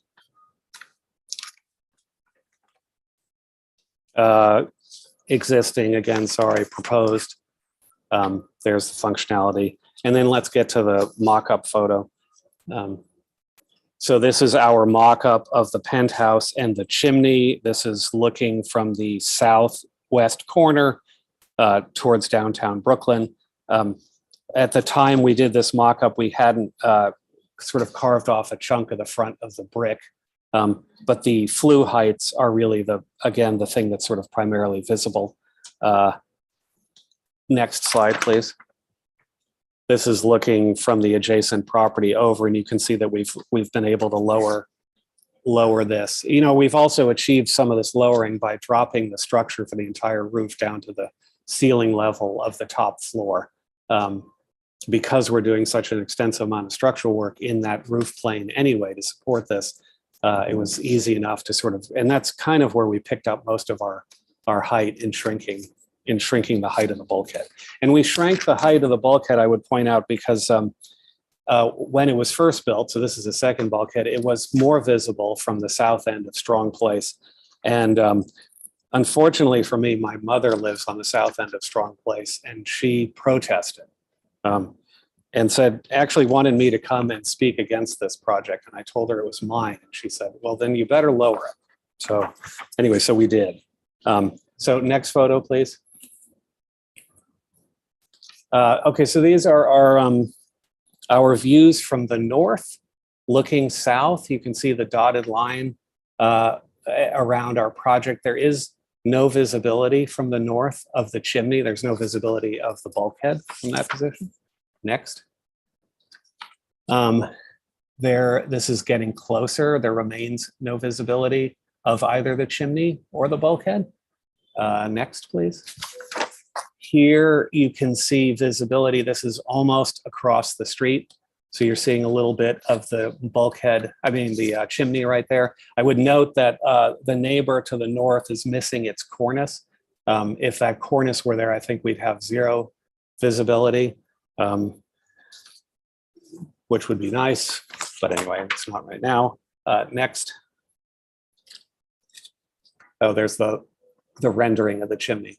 Can we go to the front view next? 23. Here you can see again some visibility straight across the street. Next. And now the rendering of same. Next, please. We're now viewing it from the south, looking up, and you can see the chimney here at this point. And I don't think you can see the, no, you don't see the bulkhead yet. Next. Yeah, so here is further down the block to the south, and you're starting to be able to see a little bit of the bulkhead right where that hand is waving. And this is the mock-up photo. So I think the next one is the next one the rendering? Oh, no, this is just further down the street. Yeah, so you can, the Queen Anne houses to the south are all, I don't know, considerably shorter than our project. So this is why you're getting some visibility. Yeah, actually this photo, LPC 28, if you look up at the upper right-hand corner, you can see the chimney, this pair of chimneys on the left is the raised chimney to accommodate the bulkhead. The chimneys on the right are our own chimneys, just shown rebuilt. Rebuilt as part of this project. And then you can see the little gray mass, which is the bulkhead right there. Next. And then this is the visibility from the driveway on Clinton Street. And you can see, we're zooming in on the right, you can see I think that's the existing bulkhead with the mock-up. Next slide. Oh, sorry, this is the rendered view. So the previous was the mock-up, and this is the rendered view. And you can see that what becomes sort of more obvious in this image is that we're rebuilding that back wall and restoring it to a brick facade. And then you can see the sort of gray gunmetal bulkhead up above, no more visibility than the existing rooftop bulkhead. Next slide, please. Maybe pop to 32. Okay, this is that, we've looked at this previously. This is just identifying where the ephes is just covering this entire, it's like hosed all over the back of the building. And you can see that the brick underneath is in bad shape and it's going to need to be replaced as part of this renovation where we remove the ephes and restore the roof. Next slide, please. Just some quick elevation studies of the front of the house. Next, please. This is the front isometric showing the bulkhead and the chimney with that little step in it to minimize its visibility. Next slide. Okay, this is now we're switching to the rear yard extension. This is just a conceptual sketch early on for that rear yard extension. You can see the existing on the left is a real hodgepodge at that level. Next slide, please. And a line drawing of our proposed addition. And finally, next slide, please. A color study of that whole thing. I think, so that is the rear extension on the right. We'd be using a new wood molded brick for the extension and for the rear wall. Black and steel planter for that second floor area.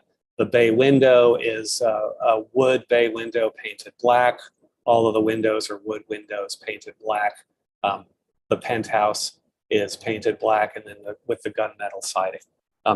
That concludes my presentation. And I think probably hold on this page. Is that?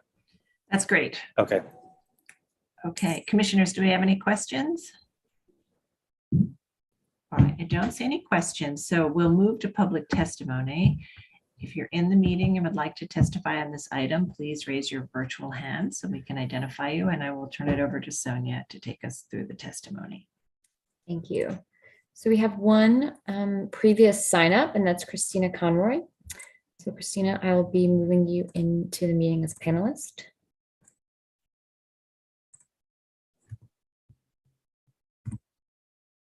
And I see that you're in the meeting. So if you can please unmute your line and state your name for the record, you'll have 3 minutes to speak. Good afternoon, commissioners. I'm Christina Conroy for the Victorian Society, New York. Now, we are puzzled by the description of this building as an altered row house. This seems a bare step above no style building and may lead to an unjustifiably relaxed view of the alterations proposed by the applicant.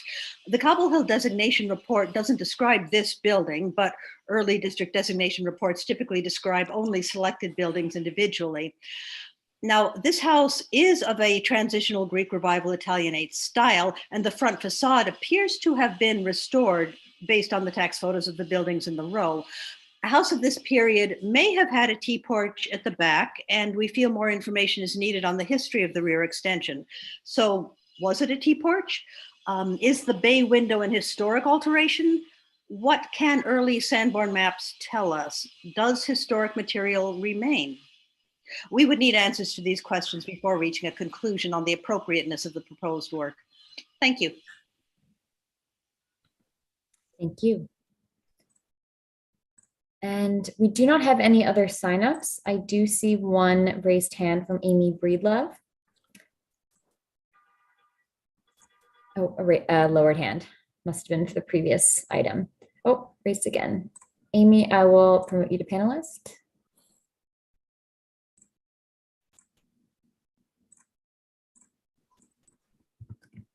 Yes, I'm sorry. I hit the wrong button there and lowered my hand. So thank you. This is Amy Breedlove, former president of the Cobble Hill Association.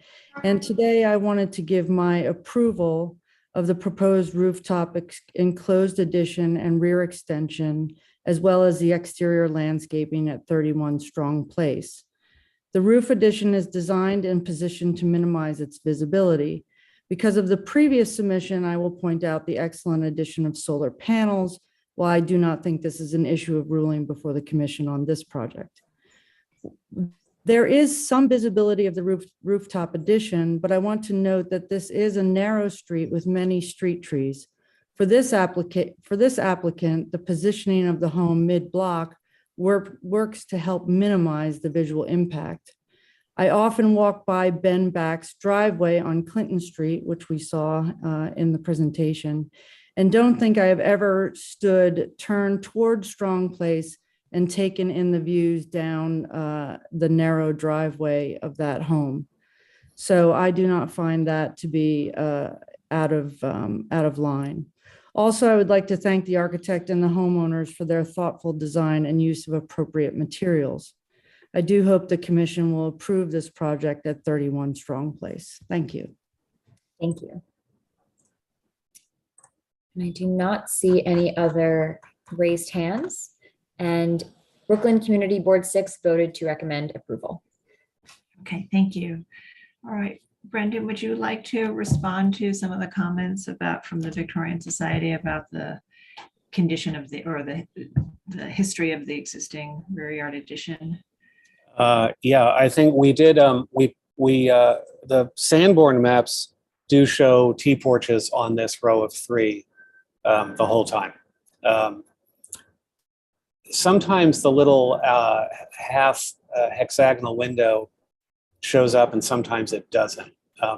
That may be more of a clerical thing than anything else. And then we did do probes, and the foundation for the T-porch is there. Lurking behind. Foundation. Yeah. But not the posts or the fabric. No. And then, it looks like they all lined up in the Sanborn maps originally, and ours is the shortest. So they must have all once been the shorter length, and then the two houses to the north got pushed out at some point for some reason. Okay. Right. Commissioners, are there any final questions? All right, I'm going to send you requests to unmute. So Commissioner Gustafson, would you make a motion to close the hearing? So moved. And Commissioner Lutfi, would you second that motion? Second. All in favor, say aye. Aye. Aye. Aye. Any opposed? All right, so the hearing is closed and we'll begin our discussion. So this includes a rooftop addition with some solar panels that are, I think, pretty minimally visible obliquely from a distance. It also, as a result, requires the chimneys to be raised, and that has been presented. And the application is for a new 2-story rear yard addition that aligns with the other 2-story additions, and the reconstruction of the EIFS-clad upper floors. So there's the rooftop component, which has a few aspects to it, and then the rear yard addition and the rear wall. So we'll begin our discussion. Commissioner Bland, would you like to start this one? I'll be happy to. Uncommonly beautiful graphics and uncommonly articulate presentation, as we have come to expect from Brendan, I think. All in all, I think this is a really appropriate and beautiful renovation, keeping this house alive and well for the next generations of occupancy, using the rooftop, as well as using parts of it for energy efficiency with the solar panels. Maybe we should have seen this one before we saw the other one. It could have helped us. In any event, the chimneys are the most visible part, and I think they're minimally, well, maybe not minimally visible, but they're chimneys. They're not massing of architecture. So I think I don't have a problem with that. And I think the rear yard addition or changes to the rear yard are much more handsome and organized architecturally than what exists now. I was taken aback slightly by the commentary by the Victorian Society and is there T-porch remnants. But I think I got over that myself in a way that I can still approve it, looking at what's being proposed as a form of a T-porch, somewhat anyway. So anyway, I think it's a very nice proposal, and I'm able to approve it. Okay, thank you. Commissioner Lutfi? Yeah, I have to agree with Fred's comments. I think this is very well thought out and very well conceived project, and any assistance that your mother provided in terms of making sure that whatever visibility was there was minimal. You can thank her from us. I agree. The visibility of the chimneys is minimal. This is a narrow block. This is literally the block over from where I live. It's a very narrow block. It is in the middle of the block, and I appreciate the fact that that you have solar on here as well and have done a great job. And I think the back is very, very well composed, and I appreciate you're getting rid of the ephes and putting brick here. Okay, thank you. Commissioner Gustafson. Yeah, this one is benefits from its location. It's not highly visible. Indeed, it's minimally visible. Context does matter. On the rear yard extension, it's designed to fit snugly into its site. And to answer the Victorian Society, there is no original fabric being removed here.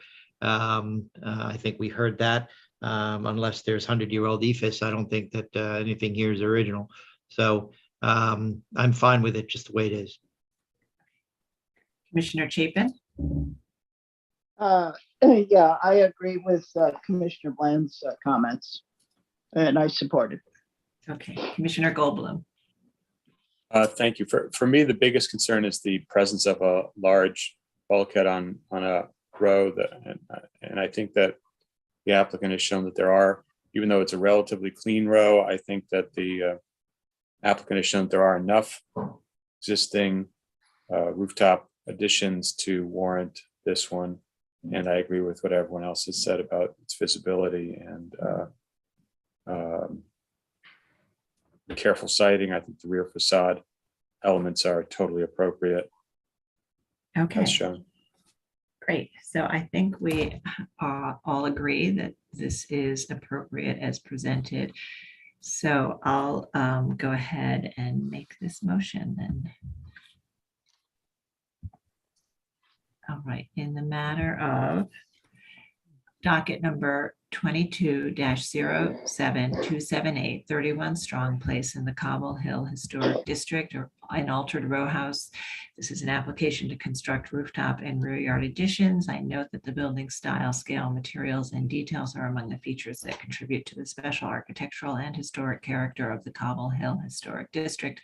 I recommend approval, finding that the proposed work will not damage or eliminate any significant architectural features, that the rooftop and rear yard additions will only be minimally visible from public thoroughfares at a distance from oblique angles in the context of other rooftop accretions and secondary facades, that the simple massing and design of the proposed rooftop addition will be in keeping with typical rooftop additions and bulkheads throughout the district, that the rooftop addition will be set back from the front and rear facades, thereby maintaining a sense of the building's original massing, that the chimneys will be extended only to the minimum height to meet code requirements, and will feature materials and finishes that are typical of these utilitarian accretions found throughout the district.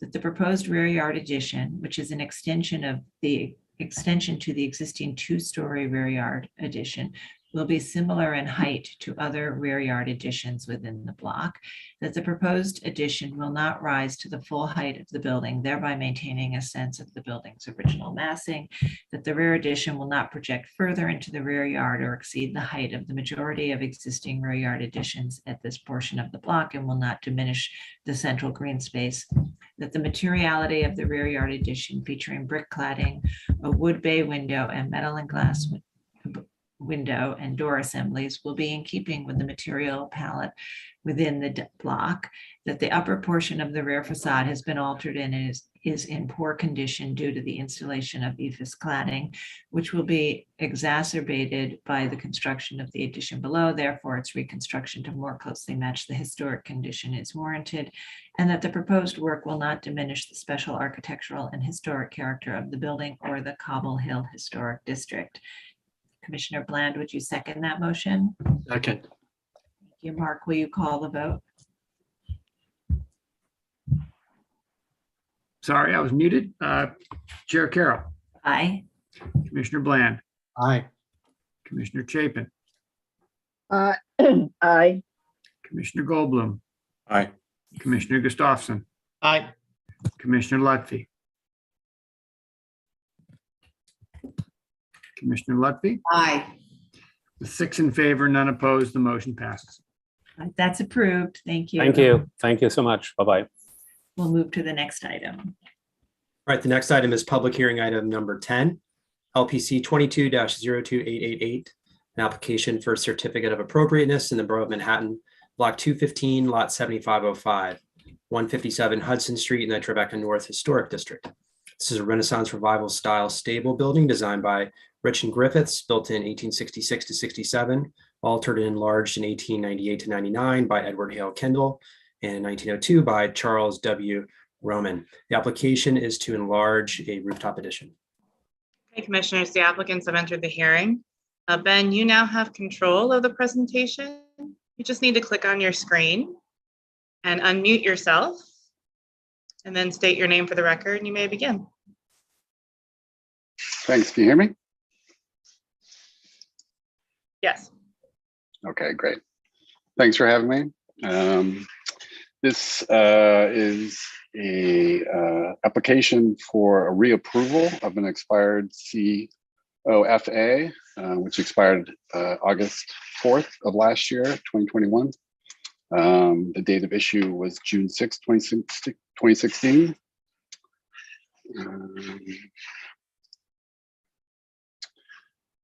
First page of our landmark set on the upper left, you'll see the mock-up that we did for landmarks.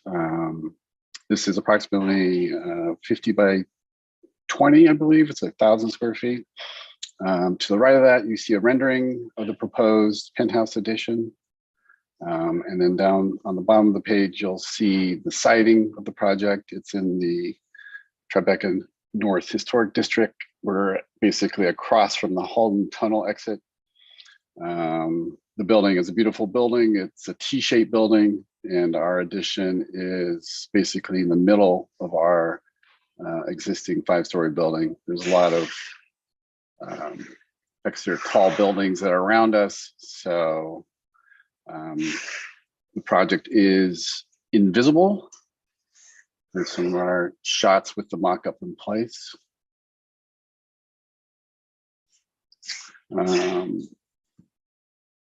So the only minimally visible view is from the raised pedestrian overpass. So if you see on the bottom right of LPC 003, you'll see the wood mock-up behind the chiller of the building there. So that was a zoomed in, that wasn't from the natural eye, that was a zoomed in photograph showing the mock-up in place. So that's actually behind the chiller. Great.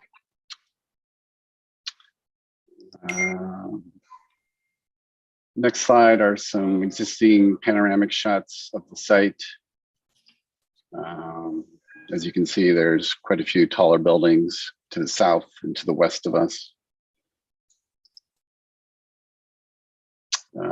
Here are some aerial kind of photo montage pictures showing the addition in place.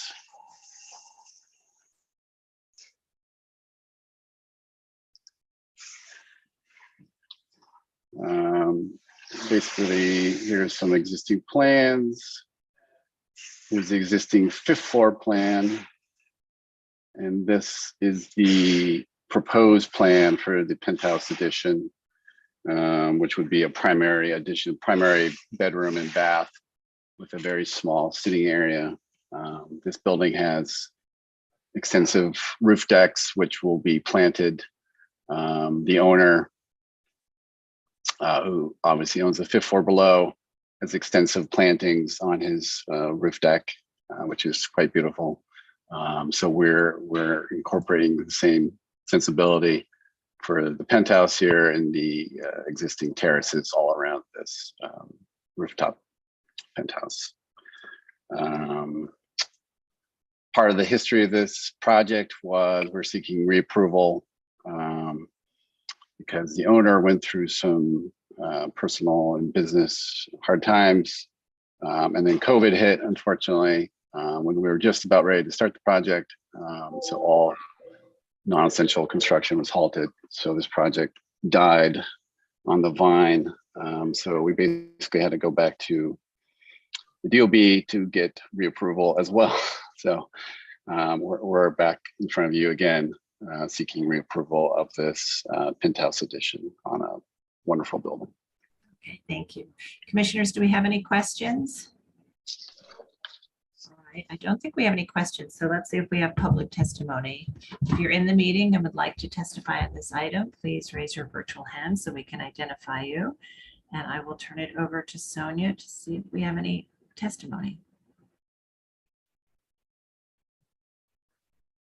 Yes, so we do not have any testimony in this item, though Manhattan Community Board 1 recommends approval as long as the penthouse level is not visible from the street. Okay, thank you. All right, so, and I think, Mr. Hanson, you said it's not visible from the street, except that there is an overpass, which is technically a public thoroughfare, though not a street, I guess, that where you can see it between the adjacent, the flanking taller buildings and against the backdrop of something behind it, correct? And that is a limited point on that overpass, probably from a great distance, correct? That is correct. The overpass is approximately 14 feet off the ground, and that's the only reason you can actually really see it from there is because you're that high off the ground. You can't see it from the sidewalk. Thank you. Commissioners, do you have any final questions? Right, I'm sending you requests to unmute so we can begin our discussion. So Commissioner Chapin, would you make a motion to close the hearing? So moved. And Commissioner Goldblum, would you second that motion? Second. All in favor, say aye. Aye. Aye. Any opposed? Okay, the hearing is closed and we'll begin our discussion. And so in 2016, the commission approved this addition on top of an pre-existing addition. And it's not visible from any public way except from this overpass. And the applicants were not able to do the work before the expiration date. And so they are seeking reauthorization. Commissioner Lutfi, would you start this one? Sure. I mean, I think it's pretty straightforward. For me, it's appropriate. There is no visibility except from that overpass. And I'm glad that the project can finally be completed. Thank you. Commissioner Gustafson. I agree. Commissioner Chapin. I agree. Commissioner Goldblum. Agreed. And Commissioner Bland. Great. Okay, so I think we're all in agreement on this one. Commissioner Lutfi, would you make the motion? Sure. In the matter of docket LPC 22-02888, 157 Hudson Street, Tribeca North Historic District, a Renaissance Revival style stable building designed by Rich and Griffiths, built in 1866-67. Sorry about that noise behind me. Altered and enlarged in 1898-99 by Edward Hale Kendall, and in 1902 by Charles W. Romaine. Application is to enlarge a rooftop addition. I know that the building style, scale, materials, and details are among the features that contribute to the special architectural and historic character of the Tribeca North Historic District. Excuse me. Maybe that helps, not really. Okay. I further note that the current proposal was previously approved under Certificate of Appropriateness 18-7100, but the permit has since expired. I recommend approval, finding that the installation of the rooftop addition will not damage or eliminate any significant architectural features of the building, that the addition will be only minimally visible from a public thoroughfare, only from an elevated pedestrian bridge located 2 blocks east of the building. That scale and location of the addition will not overwhelm the building and will not substantially alter the building's historic massing or appearance, that the materials proposed for the rooftop addition, including zinc siding and roofing, will harmonize with the previously approved glass and metal penthouse, and that the work will not detract from the special historic or architectural character of the building or the historic district. Okay, and Commissioner Bland, would you second that motion? Second. Mark, will you call the vote?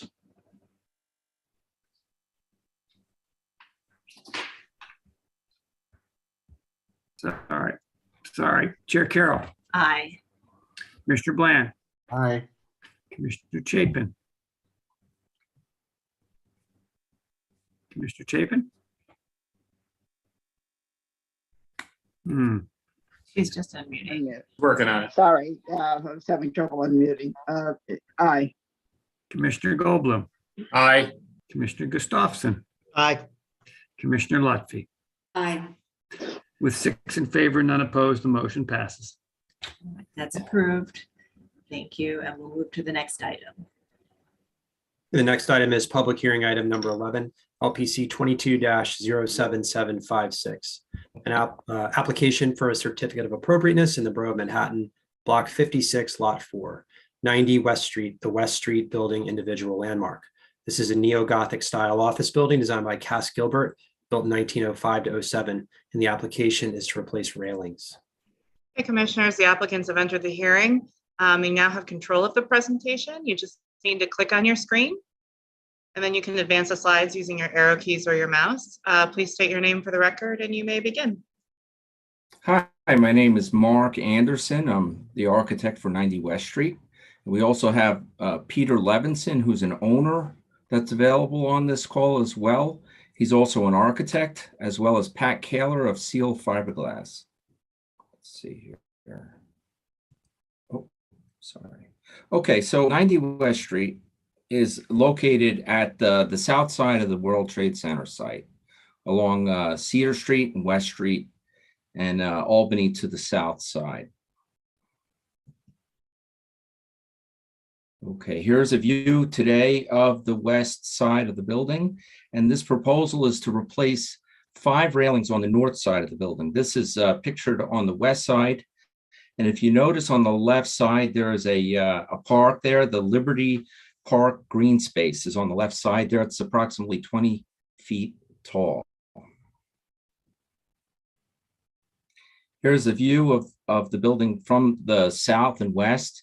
And the area of where the railings are located are here on the 4th floor, just above the granite area. This is actually the north side of the building from the street, looking up at the area where we would like to remove these 5 railings and replace them. This is a view from the green space immediately across the street. And these are the railings that are in question here. Just for some background here, the building was affected greatly by the events of 9/11, especially in this area of the north of the building that took impact and fire damage as well. What we needed to do was remove the facade in this area. Many of the cubic granite stones were moved, and we were able to salvage them and put them on a panel system and put them along with new pieces back onto the facade, which you'll see here. This is the new granite facade, and the top of that you'll see in this area here are where these railings are located. Above this is a terracotta facade. And just to show you the backside of these panels, it's a hollow facade with 3 to 4 inches in thickness granite that has a tubular structure behind it. Now here on the top, we have the original railings, which are steel rails with cast iron posts on the top there. The lower one, these are some replacements that were done after 9/11 that have steel rails and steel post that's attached through that granite to a steel post that is integral with the steel structure within. And that post is clad in fiberglass. Next one. Okay, and you'll see that they look very similar. The one on the left is an original one, and these posts were originally attached to the cubic solid granite below with some bolts. The new ones cannot be attached to the granite below, so we made them look the same, and we attached them to that steel tube within. The one on the right is the existing one that has a gel coat on the rail, and they look very similar. The new ones were cast from the original ones. They're identical in size and detail, and this is the reason why we're proposing that we replace these.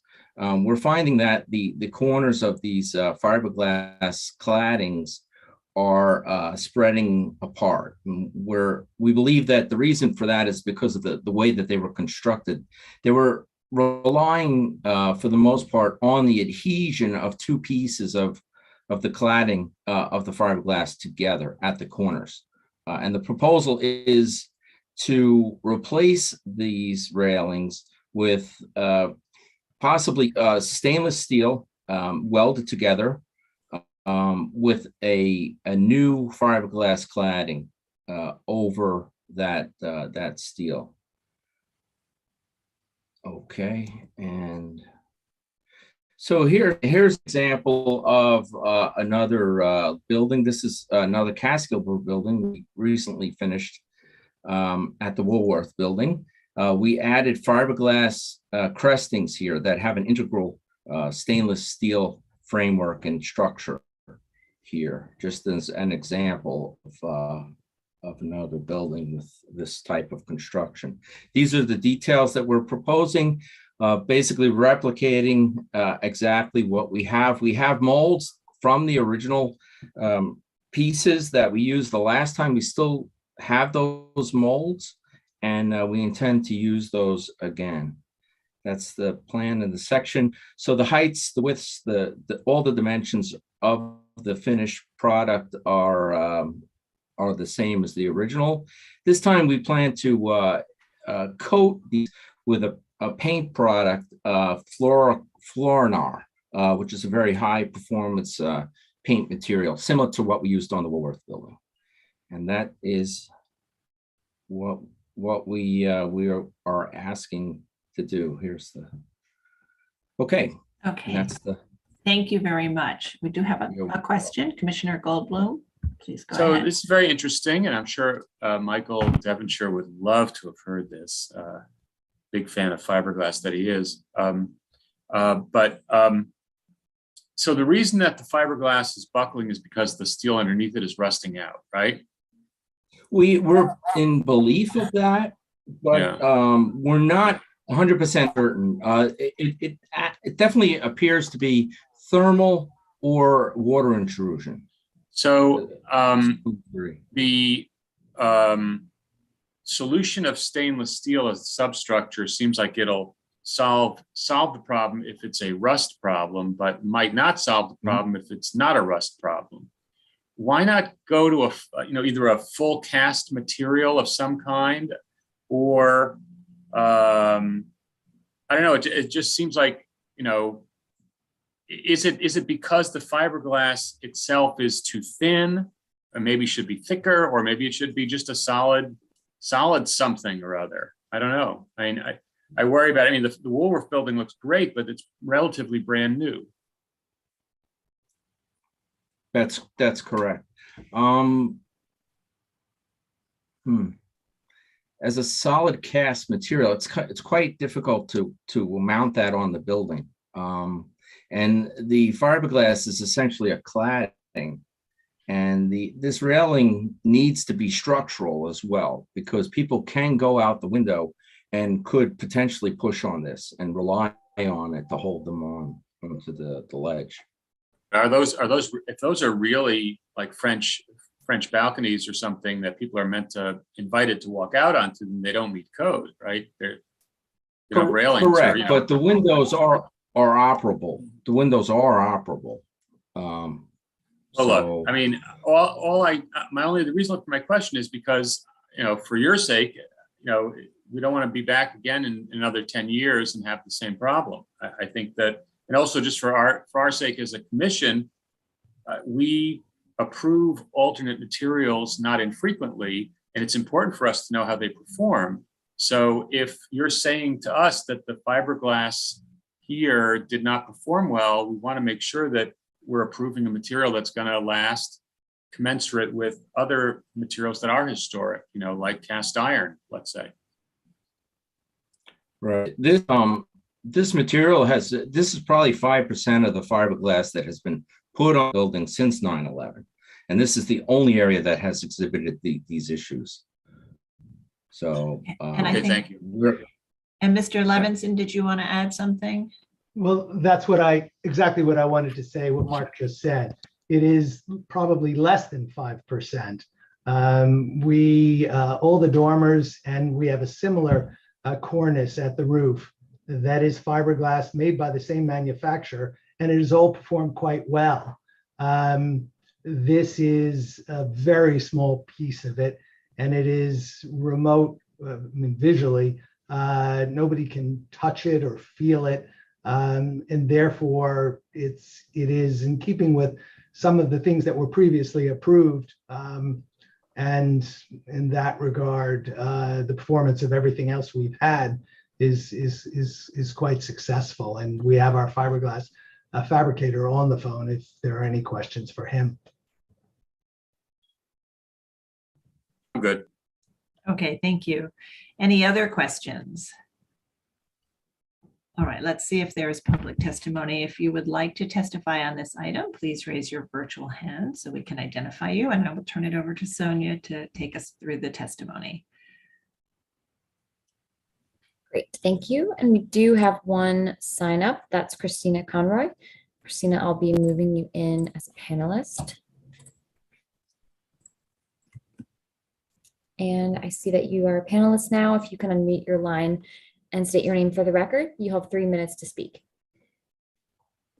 Okay, well, thank you, commissioners. I'm Christina Conroy for the Victorian Society, New York. Now, we are very interested to see a proposal for work on 90 West coming to public hearing, as one of our reviewers wrote all the permits for the post 9/11 restoration of this building. And we are happy to see that the alterations are confined to the replacement of modern materials, the fiberglass cladding installed on the 4th floor railings on the north facade. Now, these modern fiberglass slip covers were designed to match the appearance of the original cast iron posts and steel railing, which remain in place on the west facade. But we must question the applicant's proposal to replace failing material, the black fiberglass cladding, with virtually identical black fiberglass cladding. The commissioners, the original cast iron posts on the west facade shown on board 9 have remained in place intact and serviceable after 118 years of exposure to the salt air of New York Harbor, to Hurricane Sandy and countless other storms, to freezes and thaws and wind and rails, and the modern fiberglass has failed after 18 years. We urge the commission in the strongest possible way to avoid another public hearing 10 or 15 or 20 years from now, when another applicant will explain why the 2022 fiberglass failed so unexpectedly, and simply instruct the applicant to replace the failed fiberglass with cast iron replicas of the original cast iron posts. The historic posts are intact, and right there on the 4th floor, waiting for the mold makers. They will immediately bring this individual landmark closer to its original condition. The example of the FRP they are proposing to remove should not be ignored. Thank you. Thank you. And I do not see any other hands raised. So I will note that Manhattan Community Board 1 recommends that LPC approve only cast iron replacement railings, not fiberglass. Okay, thank you. And Mr. Levinson, I think did you want to respond to the comments? And Mr. Anderson, you can do so as well if you wish after. Yes, I just wanted to respond. It's pretty clear to us that it's not the fiberglass that has failed, but it was the steel substrate. And so what we've proposed is to use stainless steel. So it is a learning process. I mean, I was intimately involved with the process of taking that building from the photographs that Mark showed you to its current condition. It was really the privilege of my life to do it. And we did it with great collaboration with Landmarks, with Community Board 1, and with the neighborhood on gigantic, at a gigantic scale. And we're so appreciative of the cooperation and the cooperation, the pragmatism, and the help that everyone has given us to do it. So that's all I want to say. It's really it's a work in progress. It's a building that I feel extremely responsible for being a good custodian for it, from the condition that we found it after the tragedy of 9/11 to now. So it was a failure of the substrate, not necessarily the fiberglass. And I know fiberglass certainly doesn't sound good, but there are tools that we have to be good stewards of this building, and in a location that nobody can really touch and know what material it would be. We really feel, and we would certainly we would come before the board with hope that you will work with us in this regard. Thanks. Okay, thank you. All right, commissioners, any final? Yes, please go ahead. If I could just say, the cast iron is cast in a mold, and it's the inside of it is very irregular, and it's very difficult to attach in this situation to an existing regular sized post. And we're reluctant to rely on that type of connection, and providing another type of connection would probably necessitate a change to a detail that would be visible. Okay, thank you.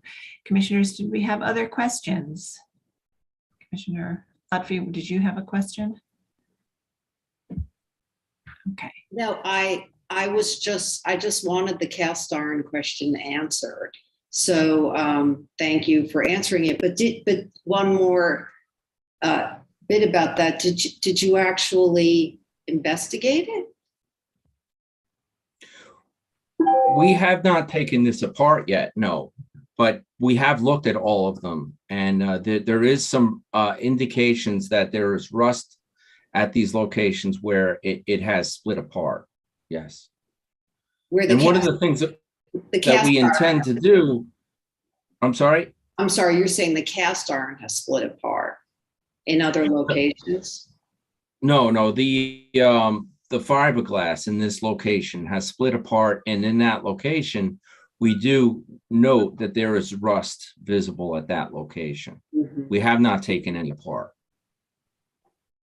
One of the other things that we intend to do is to isolate the fiberglass and give it a cushion between the steel and the fiberglass. So the thermal aspect of this will be compensated for within. Okay. Okay, other questions? Any final questions? No. Okay, so I'm gonna send you a request to unmute. And Commissioner Chapin, would you make a motion to close the hearing? So moved. And Commissioner Lutfi, would you second that motion? Second. All in favor, say aye. Aye. Aye. Any opposed? All right, the hearing is closed and we'll begin our discussion. And I do want to say that I too remember the condition of this building after the tragedy of 9/11. And, you know, it was quite extensive, the work that was required. And I think that the owners have been incredible stewards of this building and maintaining these buildings over the year, this building and its features over the years. So the question before us today is whether or not it's appropriate to replace the railings only on the north facade at the upper floors with new fiberglass replicas. And I want to point out that, you know, under the rules, the staff can approve fiberglass on the upper floors of buildings within historic districts. And the commission has historically allowed it on upper floors, evaluating both the amount of it, sort of the volume of material to be changed and replaced with substitute material, and then its location and visibility.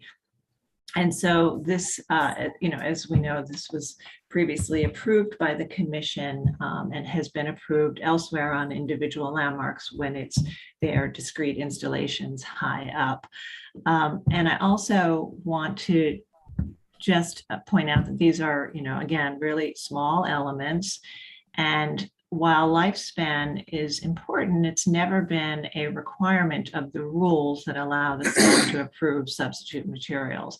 Instead, the expectation is that the material is to be maintained and or replicated again to continue to match the historic condition. So I think that's the context in which we should evaluate this and consider our, you know, our general approach to these materials on both individual landmarks and historic districts. So again, it's the railings on the fourth floor on the north elevation only. So we'll begin that discussion. Commissioner Bland, would you like to start this one? I will. Not sure I'm the one to start it. I'm no expert in the long-term maintenance issues regarding the discussions which we've just been listening to. So hard for me to enter that discussion other than listen to experts. But I think that since you've framed it, that we've done this a lot before, and that longevity is not necessarily the issue, that I don't see any reason why we can't approve it again. If we need another hearing, as was suggested by the Victorian Society, in another 18 years as opposed to 118 years, I guess so be it. I presume at that point I won't be on this commission, although I've been on it for a long time. Okay, thanks. Commissioner Lutfi? I can approve this. I think it's appropriate. Commissioner Gustafson? Yeah, I agree. And I do plan to be here 20 years from now. Commissioner Chapin?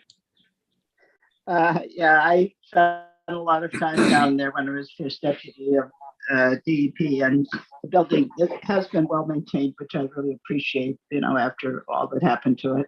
So, I can approve this. I think, it's what they think is the best chance for the building right now. And everything else has been holding up pretty well. So I think it's okay to approve this.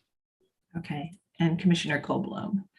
I don't disagree at all. I think that that this has been well done and it's generally an appropriate application. I think that what's interesting about it is that fiberglass is one of those materials that is somewhat controversial, and that there are those of differing opinions about whether it should be accepted as a historical material replacement. I personally think that it can in certain circumstances. However, the application is a relatively new one in this particular type. They've been doing fiberglass cornices for a very long time, but the kind of this kind of situation is a little bit new, or at least to me. And I think that it's good for us as a commission to keep an eye on it and to think about it and to be open to change it if we find that failure is more common than expected. Because I think that the underlying criterion for evaluating alternate materials is less about longevity than about general quality. And longevity is part of that, but it's not the only part of it. I think that the rendition of the detail is quite good.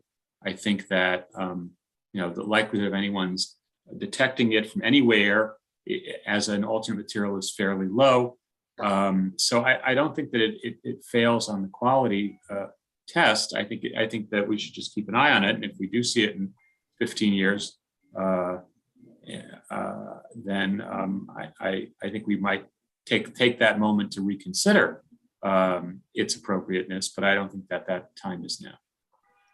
Thank you. And I think also in this instance, these are, as we said, very discrete elements. They're not a long horizontal band where there may be seams, and the finish of the fiberglass, I think, will be very compatible with the finish of a metal element as opposed to usually the problems at the joints. Usually the problems at the joints because they're very fat and they're filled with silicone. That you don't have here, but I think the interesting thing to keep an eye on here is the splitting at the corners, right? If that's as a result of the substrate, then that's one thing.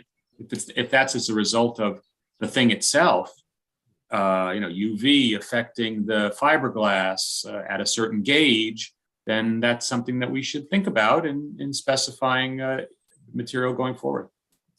Okay, thank you. And I know these owners maintain this building very well, so they'll also be keeping an eye on it. So we'll, I'm sure, know sooner rather than later if there is an issue. All right, so I think we can go ahead and make a motion to approve. And Commissioner Chapin, would you read this motion? Okay, let's just grab it out here and make sure I've got the right one. Okay. In the matter of a certificate of appropriate in Spuro, Manhattan, LPC 2207756 90 West Street building, individual landmark, neo-Gothic style office building designed by Cass Gilbert and built in 1905-1907. Application is to replace railings. I note that the building was heavily damaged during the events of September 11th, 2001, and was fully restored pursuant to LPC permits. I recommend approval, finding that the existing railing posts were replicas of the original installed after the events of September 11, 2001. Therefore, the work will not remove any significant historic fabric. Its replacement of the existing posts is warranted due to their deteriorated condition. That the proposed fiberglass posts will match the historic cast iron posts found elsewhere at the building in terms of placement, dimensions, details, and finish, and will be cast from molds of the remaining historic posts. The railings are located at the 4th floor level and can only be seen at a distance from Cedar Street and Liberty Park and at oblique angles from West Street. And due to their small scale and location higher up on the building, the change in material will not be perceptible from public thoroughfares, and that the work is supportive of the long-term preservation of the building. Thank you. And Commissioner Bland, would you second the motion? Second. All right. Mark, will you call the vote? Carol, Aye. Commissioner Bland, Aye. Commissioner Chapin, Aye. Commissioner Goldblum, Aye. Commissioner Gustafson, Aye. Commissioner Lutfi. Aye. With 6 in favor, none opposed, the motion passes. That's approved. Thank you. We'll move to the next item now. And the next item is public hearing item number 12, LPC 22-08487, an application for certificate of appropriateness in the Borough of Manhattan, Block 849, Lot 7505, 141 Fifth Avenue in the Ladies Mile Historic District. A Beaux-Arts-style loft building designed by Robert Manick, built in circa 1896 to 1900, with an addition designed by Henry Edwards Ficken and built in 1899.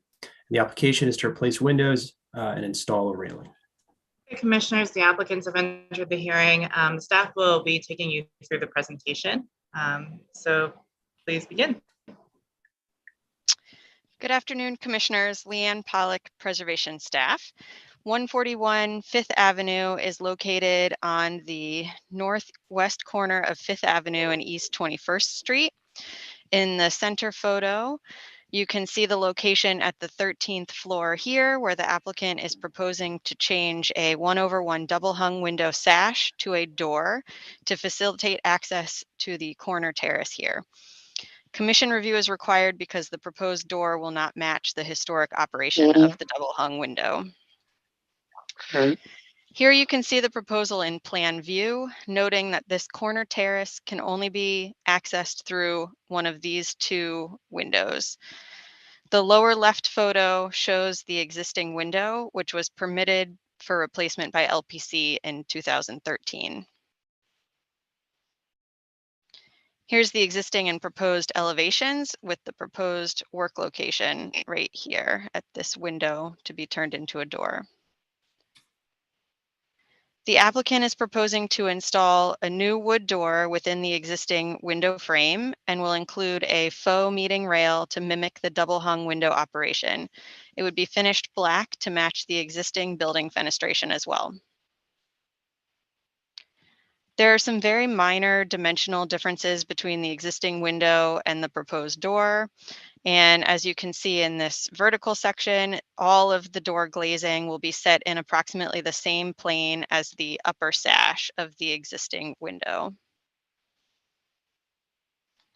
Some alterations will be needed to ensure that the existing balustrade here at the terrace is code compliant, but upon viewing a mock-up of the proposal, staff has determined this work is minimally visible and can be approved at staff level.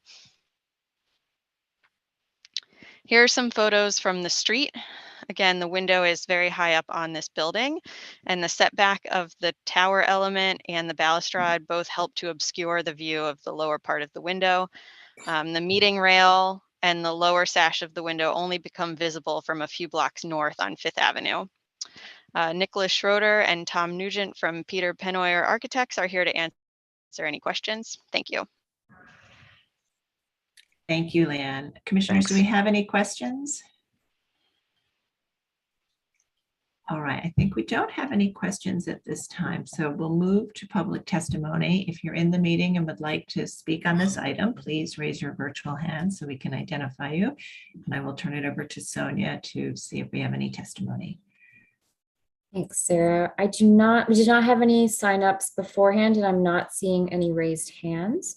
And Manhattan Community Board 5 recommends approval. Okay, thank you. All right, commissioners, any last minute questions? Anything we need to hear? Any concerns that would require the applicant to speak at this moment?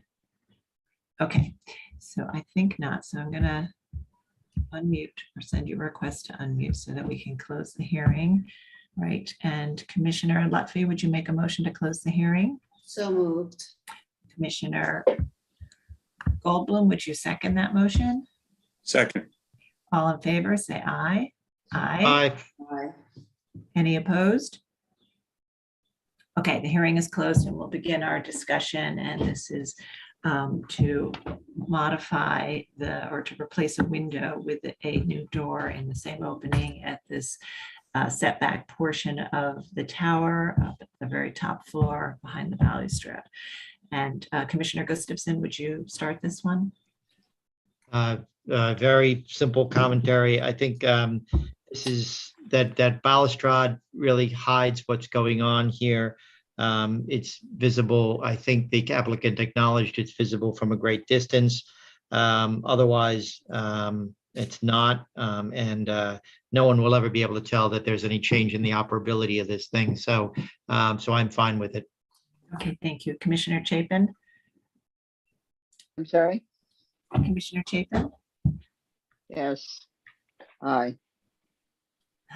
Are you, Sorry. yeah, that's okay. Are you okay, ready to comment? Yeah, I think it's, I'm sorry, I apologize for the delay. I think it's fine. Thought it was appropriate when I looked at it earlier online, and I find it totally appropriate after the presentation. Okay, thank you. Commissioner Goldblum? Sorry. Agreed, it's appropriate. Commissioner Bland? Agreed. And Commissioner Lutfi? Agreed. All right, so this is, I think, another one fairly straightforward, very minimally visible by virtue of its height and location up high and its setback location behind the balustrade. So Commissioner Gustafson, would you make the motion? In the matter of LPC 22-08487, 141 Fifth Avenue in the Ladies Mile Historic District, the application is to replace windows and install a railing. I note that the building style, scale, materials, and details are among the features that contribute to the special architectural and historic character of the Ladies Mile Historic District. I recommend approval, finding that the proposed work will not eliminate or damage any significant architectural features, that the work will retain the existing window frame, and the new door will match the materials, finish, and configuration of the historic windows and will be harmonious with other windows and doors on this facade, and that the door will be mostly obscured by the balustrade is only visible from a distance. Therefore, the change in operation details will not be perceptible from any public thoroughfare and only when the door is open, and that the work will not detract from the special architectural and historic character of the building or historic district. And Commissioner Lutfi, would you second that motion? Second. Mark, will you call the vote? Chair Carroll, Aye. Commissioner Bland, Aye. Commissioner Chapin, Aye. Commissioner Goldblum. Aye. Commissioner Gustafson, Aye. Commissioner Lutfi. Aye. With 6 in favor, none opposed, the motion passes. Right, we'll move to the next item. Thank you. Thank you. Thank you. Next item, public hearing item is number 13, LPC 22-08221. An application for a certificate of appropriateness in the Borough of Manhattan, Block 1183, Lot 46, 330 West 72nd Street in the West End Collegiate Historic District Extension. A medieval revival / Art Deco style apartment building designed by George and Edward Bloom, built in 1927, and the application is to replace windows. Commissioners, the applicants have entered the hearing. Barbara, you now have control of the presentation. You just need to click on your screen.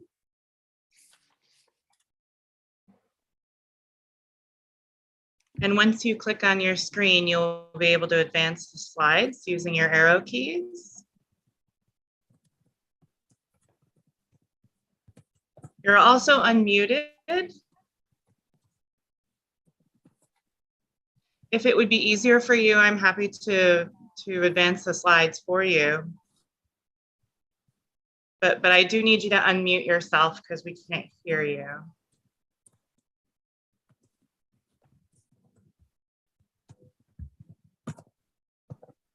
Is that okay?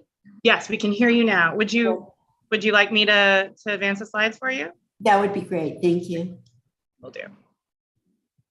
You can state your name for the record. I'm the applicant, Barbara Hoffman. I live at 330 West 72nd Street in apartment 7B. I have lived at 330 West 72nd Street, apartment 7B, first as a rent controlled tenant and then as a shareholder for more than 50 years. This application is to, and I'm an Upper West Sider, obviously, having lived there that long. This application is for window replacement. I'm seeking a certificate of, next slide. I'm seeking a certificate of appropriateness to replace the upper sash of my windows. The original double hung 1/1 windows are being replaced. I've been told that they're the original 1927 Bloom windows, but for some reason, as apparently has happened to other windows that are the original wood windows, the upper sash has been changed. And I have had, since I lived in this apartment, 1/1 double hung windows. I went to the staff level for a certificate of no effect, as I believe that replacing my existing 1/1 double hung windows was consistent with the statutory standards. However, the staff ruled that the historic window was a 3 vertical bar Muntin upper sash based on a 1939 tax map photo. That same photo is referred to in the designation report of the Upper West Side District as authority for the fact that the original historic window in this building designed by George and Edward Bloom was a 6/1 or a 6/6 window. I did further research and I found in the municipal archives a 1932 photo that confirms that the original window was a 6/1. And I have sent separately to the commissioners a photo that they're able to zoom in and zoom out. When I made my presentation to the community board, my skill was not sufficient for me to use a zoom function in a PowerPoint, which one cannot do. And therefore I've sent separately this link where if you zoom in, you will see the clarity of the 6/1. Next slide, please. So I'm not an architect and there doesn't seem to be an issue with the architecture. The issue is whether or not it's appropriate to, next slide, please. We can come back to that, but the issue really is whether or not 1/1 windows are appropriate. This is the interior photograph of my apartment that I've lived in for more than 50 years. And I love the architecture of Blum and Blum, and you can't really see it in this slide, but there's an amazing interior flow of space. And I confess that I experience this environment in a very positive way and have for years. I find it very comforting. I've maintained all of the original moldings and fixtures. I haven't done any renovation except painting. And I have to also confess that I did not know anything about the Blums at that time. Next slide, please. This is a view from my window at 330 West 72nd Street. It's a view that I think is probably one of the best in Manhattan. It's at eye level, and I look out at Riverside Park, the Hudson River, and now Eleanor Roosevelt. Adjacent to that is the current facade of the building, and my apartment is, and I'll show it more clearly later, my apartment is just at the very top, the double hung windows. Right, exactly. If we can go to the next slide. and then we can move on. This is by way of overview. So to my knowledge, and I have to say in preparing for this report, I visited every single Blum and Blum building on the Upper West Side. And I want to compliment the Landmarks Preservation Commission for its work, because although I've lived here for 50 years, I must say I was not fixated on windows. And I became fixated on windows on the Upper West Side. And I have visited every one of the Blum and Blum buildings, as I've said, not only on the West Side, but also on the East Side. And in my presentation, I am going to attempt to support the fact that Blum and Blum would never have had these 3/1 prairie style windows, but that the 6/1 is very consistent with what they've done. In terms of my presentation as well, to my knowledge, and as I've said, the Blum and Blum buildings have not been destroyed for the most part. Almost every building, with certain exceptions that I will also show you, has had the 6/1 windows, which were characteristic of their architecture, replaced by 1/1 double hung windows throughout this district and also in adjacent historic districts. Going to the facade of my own building, this is not the current photograph which I've shown you, but it is a photograph that's after designation. As you can see, the facade is a hodgepodge. The building does not have a master plan, unfortunately. And prior to designation, people did whatever they wanted to do on the facade of the building. A number of shareholders on the top floors, in anticipation of Landmarks designation, put in tilt and turn windows.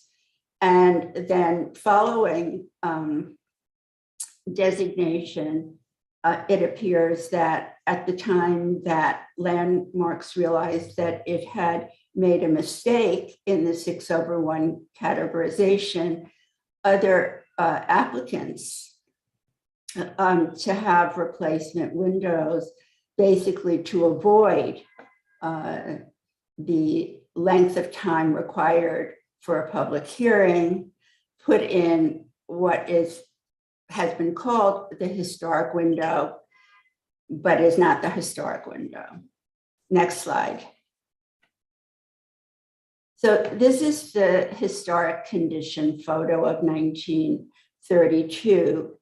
And this one is a little bit more difficult to read. So if we move to the next slide, yes, I sent the commissioners, as I said, something where you can see even more clearly if you zoom in and zoom out. But here I did zoom out or in, whichever it is, to try to take photographs of the zoomed out photograph, which shows, as I said, more clearly when you're operating it on your own computer. But if you look particularly at the top on the right-hand side, which is the building, you can see, in my view, very, very clearly the grid and the 6/1 windows. Adjacent to it is 322, which is also a building that was designed in 1925 by Blum and Blum architects. And here you see quite clearly, even more clearly, if you go down on the slide, the 6/1 windows that are characteristic of their style. Yes, thank you for doing that. The next slide, please. This is the tax map photograph. Unfortunately, I haven't zoomed in or zoomed out on it, but I've shown too, my building's tax map photograph is 1183 lot 46. And it did not show clearly at all, according to the Landmarks Preservation Commission, that the windows were 3/1. But they have stated that you can see it more clearly if you look at 1183-50M.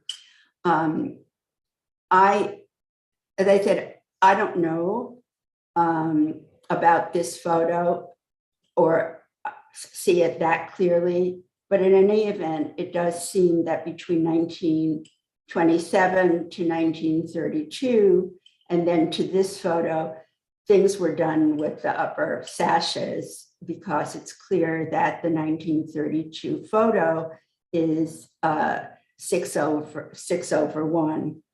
So I really can't and don't explain that. Next slide. This is the West End Collegiate Historic District Extension Designation Report. And as you can see in it, it clearly says alterations, cornice apparently simplified after 1939 tax photograph, but prior to 1980 tax photograph. And then it speaks of replaced sashes. Historic configuration appears to be 6/6 or 6/1 double hung windows in the 1939 tax photograph. Then next slide. This is the designation photograph. I have 3 different views that were kindly provided to me by the staff preservationist, who I must say has been extremely helpful. And you can see what the facade of my building looked like at the time of designation. There were my unit, if it is just above the low, it's not the one with the double windows, but with the double hung 1/1 windows, just over the lower building on the 7th floor. And yes, that's correct. And then you can see next to me, 7A has 3/1 windows, and 8A also has the 3/1 windows, but no other units in the building have any 3/1 windows. Next slide. So this is the beginning of my fascinating research into George and Edward Blum. The book is written and documented by someone well known to you and to the New York preservation community, Andrew S. Galkart and Susan Tunick, and it was financed by the Terracotta Association. The Blums were really quite incredible people. They studied at the École des Beaux-Arts in Paris, and then they opened their architectural practice in New York, and they immediately had quite amazing success. They developed a trademark apartment house design with textile-like facades of trade, that was their trademark. And really the most incredible frescoes and metalwork were found in their apartment houses. Galkart defines 1909 to 1917 as their most exuberant period. They designed at that time 3 buildings on the west side, and then following that, as I'll show you, even more. What's important, I think, for them is that the elements in the style that I'm going to show you were things that continued on until their last buildings in 1930. What I find interesting, and what you'll see as well, is that our building, 330 West 72nd Street, is really a rather modest building in terms of some of their structures and designs, which are a little bit over the top and I find quite interesting. So next slide, please. This is. And Ms. Hoffman, can I ask you to just sort of quickly summarize and move to the point? Just we have a very long agenda today. Okay, I'm just going to go through That'd be their great. slides quickly and so that you can see the background. I'm sorry, I got so fascinated by them. I'm sorry, but I thought everybody else would be interested. The point that I'm making, and I'll show these slides quite quickly, is that they use 6/1 windows. They focused on the grid. And this is in the very first building that they ever did. Next slide. These are, again, early buildings showing the 6/1 windows. Next slide. This, again, another early building, quite over the top in its decorations. Next slide. Next slide. They continued the same thing in the 20s. Again, 6/1 windows for the most part. What they changed was the roof. Next slide.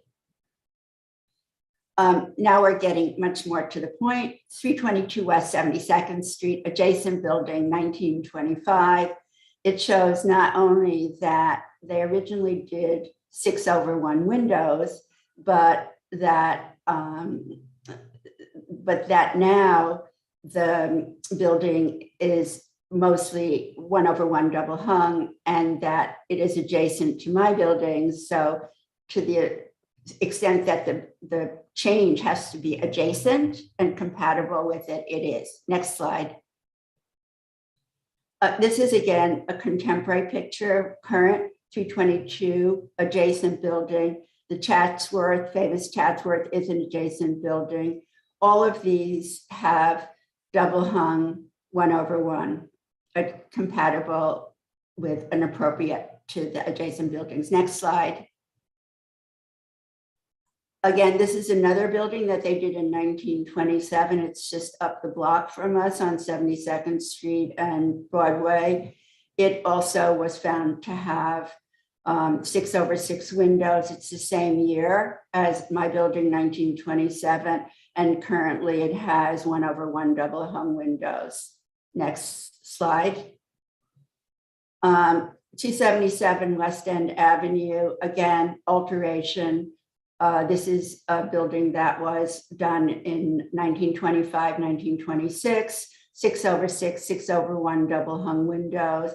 At the time of designation, all the windows had been replaced and were 1/1 double hung. Next slide, please.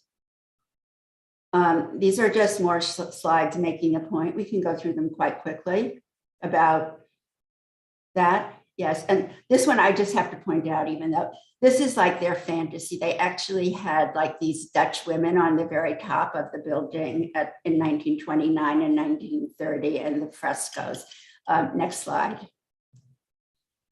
Again, double hung windows, 1928, 1929.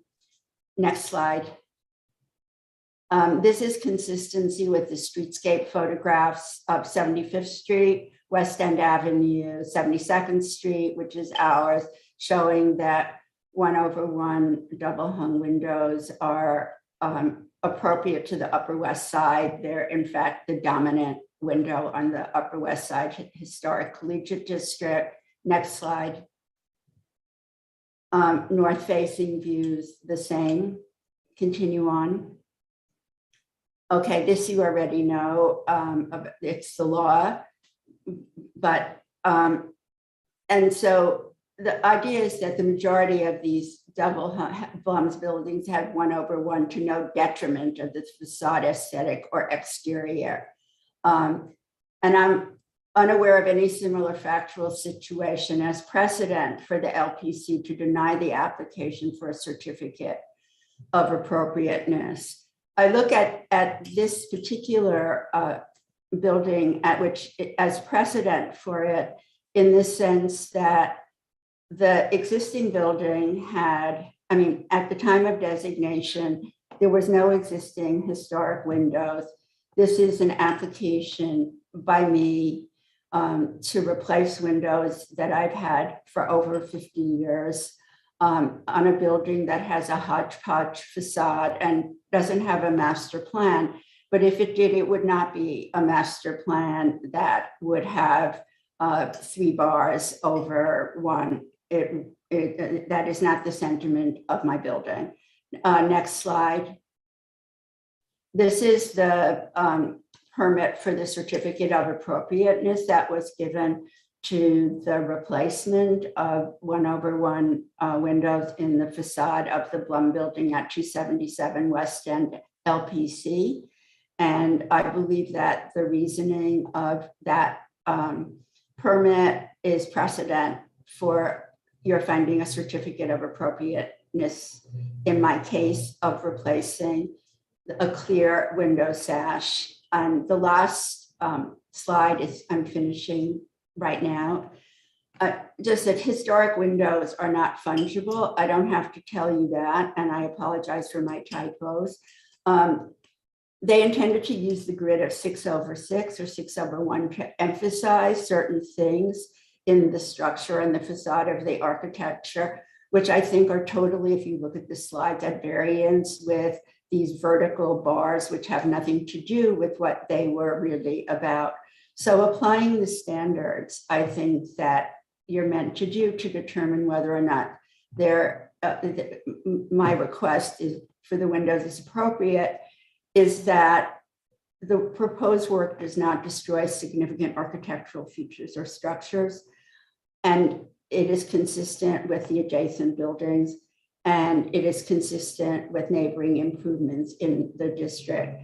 And I just want to add a personal note, although it's not really relevant, but I really am totally traumatized at the idea that I might have to live in my apartment which would be totally, in my view, destroyed aesthetically. And if those windows, those bars were allowed to intervene in my space that I've occupied for 50 years with 1/1 windows. And I thank you so much for your attention. Thank you. Thank you very much. And thank you for all of the research that you've done. Right, commissioners, do we have any questions? I think we don't have questions at this time, so why don't we see if we have public testimony. If you're in the meeting and would like to speak on this item, please raise your virtual hand so we can identify you, and I will turn it over to Sonia Gior to take us through the testimony. Thank you. We do have one sign up in advance, Helen Freeman. Helen, I will be adding you into the meeting as a panelist.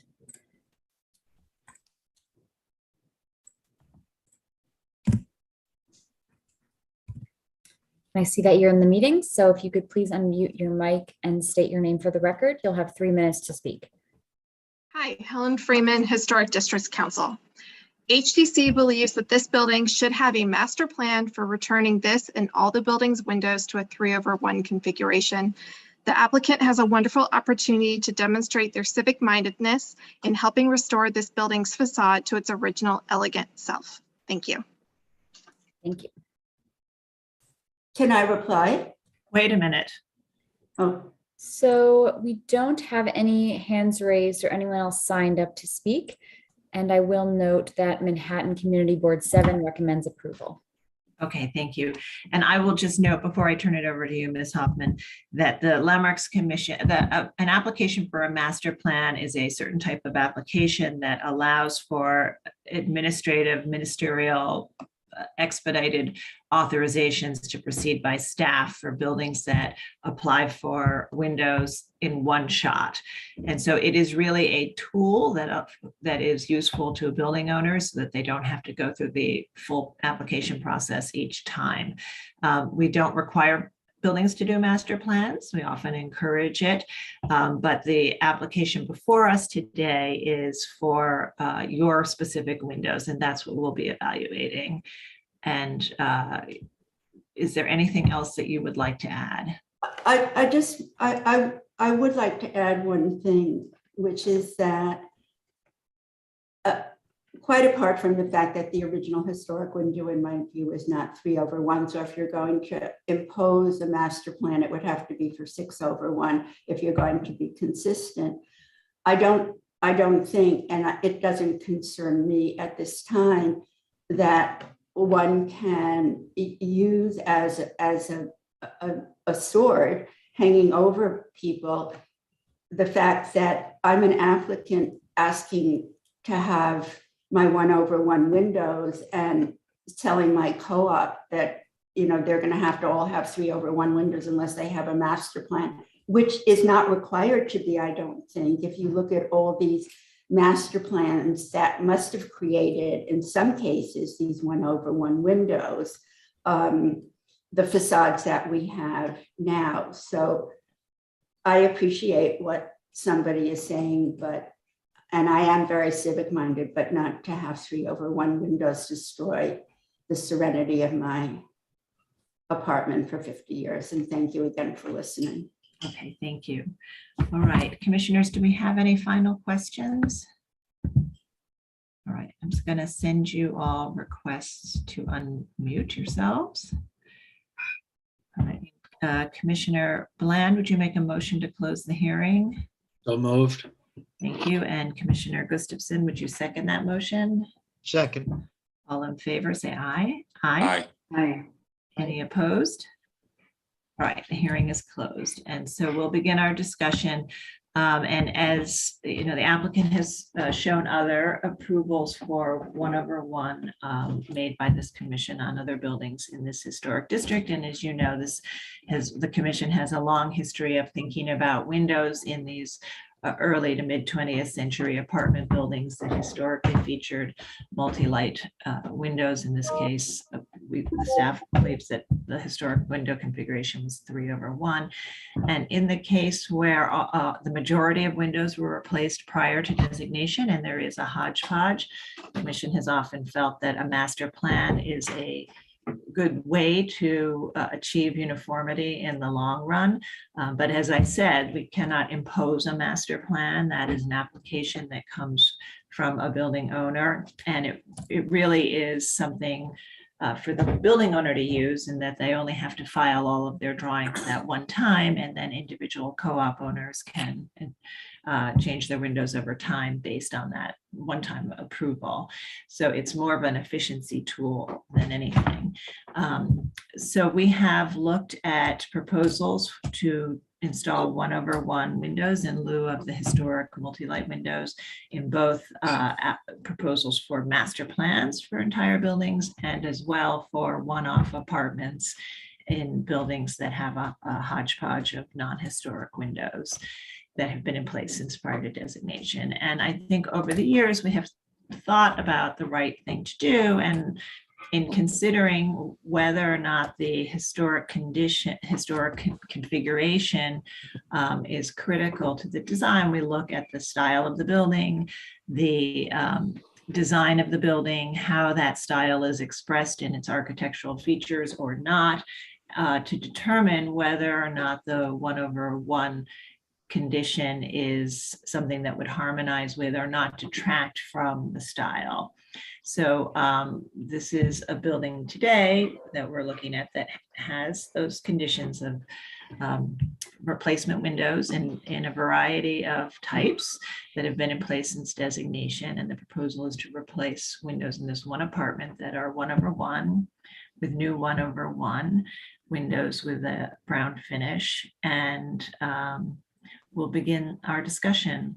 Commissioner Goldblum, would you like to start this one?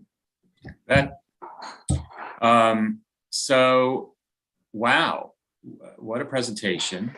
I think Ms. Hoffman fell into the preservationist rabbit hole, and it was fascinating for her, fascinating to hear how somebody gets engaged with historic districts and historic buildings and architecture, and that's all really lovely and wonderful.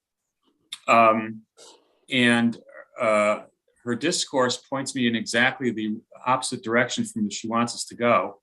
The fact that Blums, whose architecture she lives with every day and whose moldings she loves, and has loved for the last 50 years, those same Blums made a choice when they designed that beautiful building.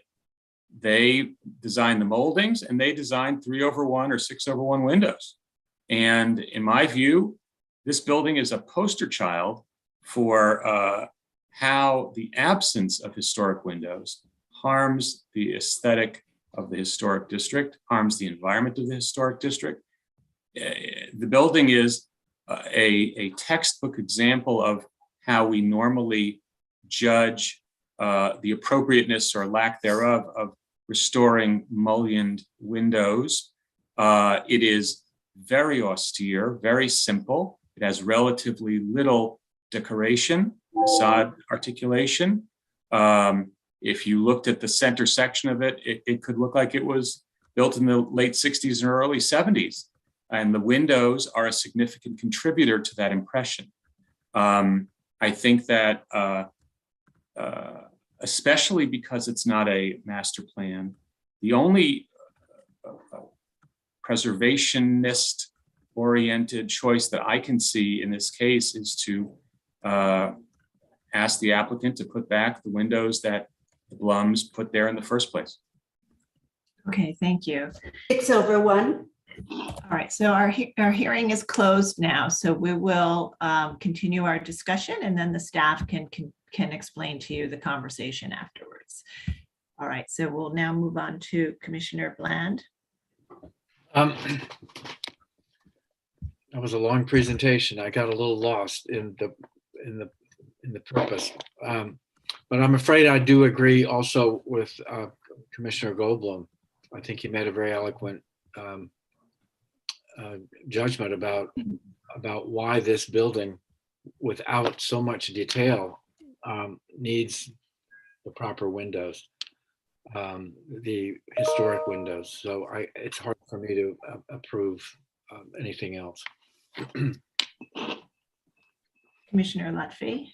So I think actually the applicant has made a very good case for putting back the original windows. And I do hope that the building does a master plan. It looks hodgepodgey is an understatement. So for me, the question is, because I don't think the photos are clear, the question is whether or not it's 3/1 or 6/1. And I guess it would be great at the end after we hear from everybody about the staff comments, but certainly all the documentation that was provided would lead you to believe that it's more likely to be 6/1. But I'm going to defer on that. Okay. Commissioner Gustafson. Yeah, I think what's before us is to approve or not approve 1/1, and I agree with the fellow commissioners. And I'm usually one of the leaders on this. I think it has to be whatever the original configuration was. And unlike Commissioner Lutfi, on looking at those pictures, I'm convinced that it was 6/1. But that's more a staff issue than it is mine. So. Okay, thank you, Commissioner Chapin. Yeah. I, like other other commissioners, felt that the applicant actually showed us all the examples of how the Blumstead, were strongly committed to certain window types. I do think that if you look at slide 6 closely and some of the others, that this building does have a lot of decoration. I think, in the brickwork, it's maybe not so obvious, but and the lintels and so forth, it's a little more in balconies, and there's quite a bit going on, and perhaps it could sustain something somewhat simpler. But I can't disagree with what other commissioners have been saying. I don't think so. So just doing a 1/1 doesn't seem the most appropriate way to go with this building. Okay. All right, so I think where we are is that, we do evaluate all of these on a case-by-case basis, but I think for most commissioners here, the lack of ornamentation and other details on this building to express its style really results in the windows being an important style-giving feature in this particular building, and the commissioners feel that it should return to the historic condition. So I would note that and I would also note that our decision today, while it's not a master plan, it does let the building know, and it does serve as a precedent so that for the building going forward, they will understand that the commission's position to date is that the historic window configuration should be installed. So in the long-term view, eventually this building may come around. But again, if they want to make the process easier for their shareholders, they could also propose it as a master plan. And that could also be approved at staff level. So we will not take an action, and we will ask the applicant to continue to work with the staff toward the historic configuration and achieve a staff level approval. And I know that there's some question about the configuration. Our staff is very expert. We have approved 3/1 in this building in the past, but we will take another close look at all the documentation to confirm that that's the historic configuration. Corey, is there anything that you would like to add in terms of the staff review of this going forward? No, I think you covered it. We've previously assessed this to have had 3/1 as a historic condition, looking closely at some of the same photos that have been provided again today.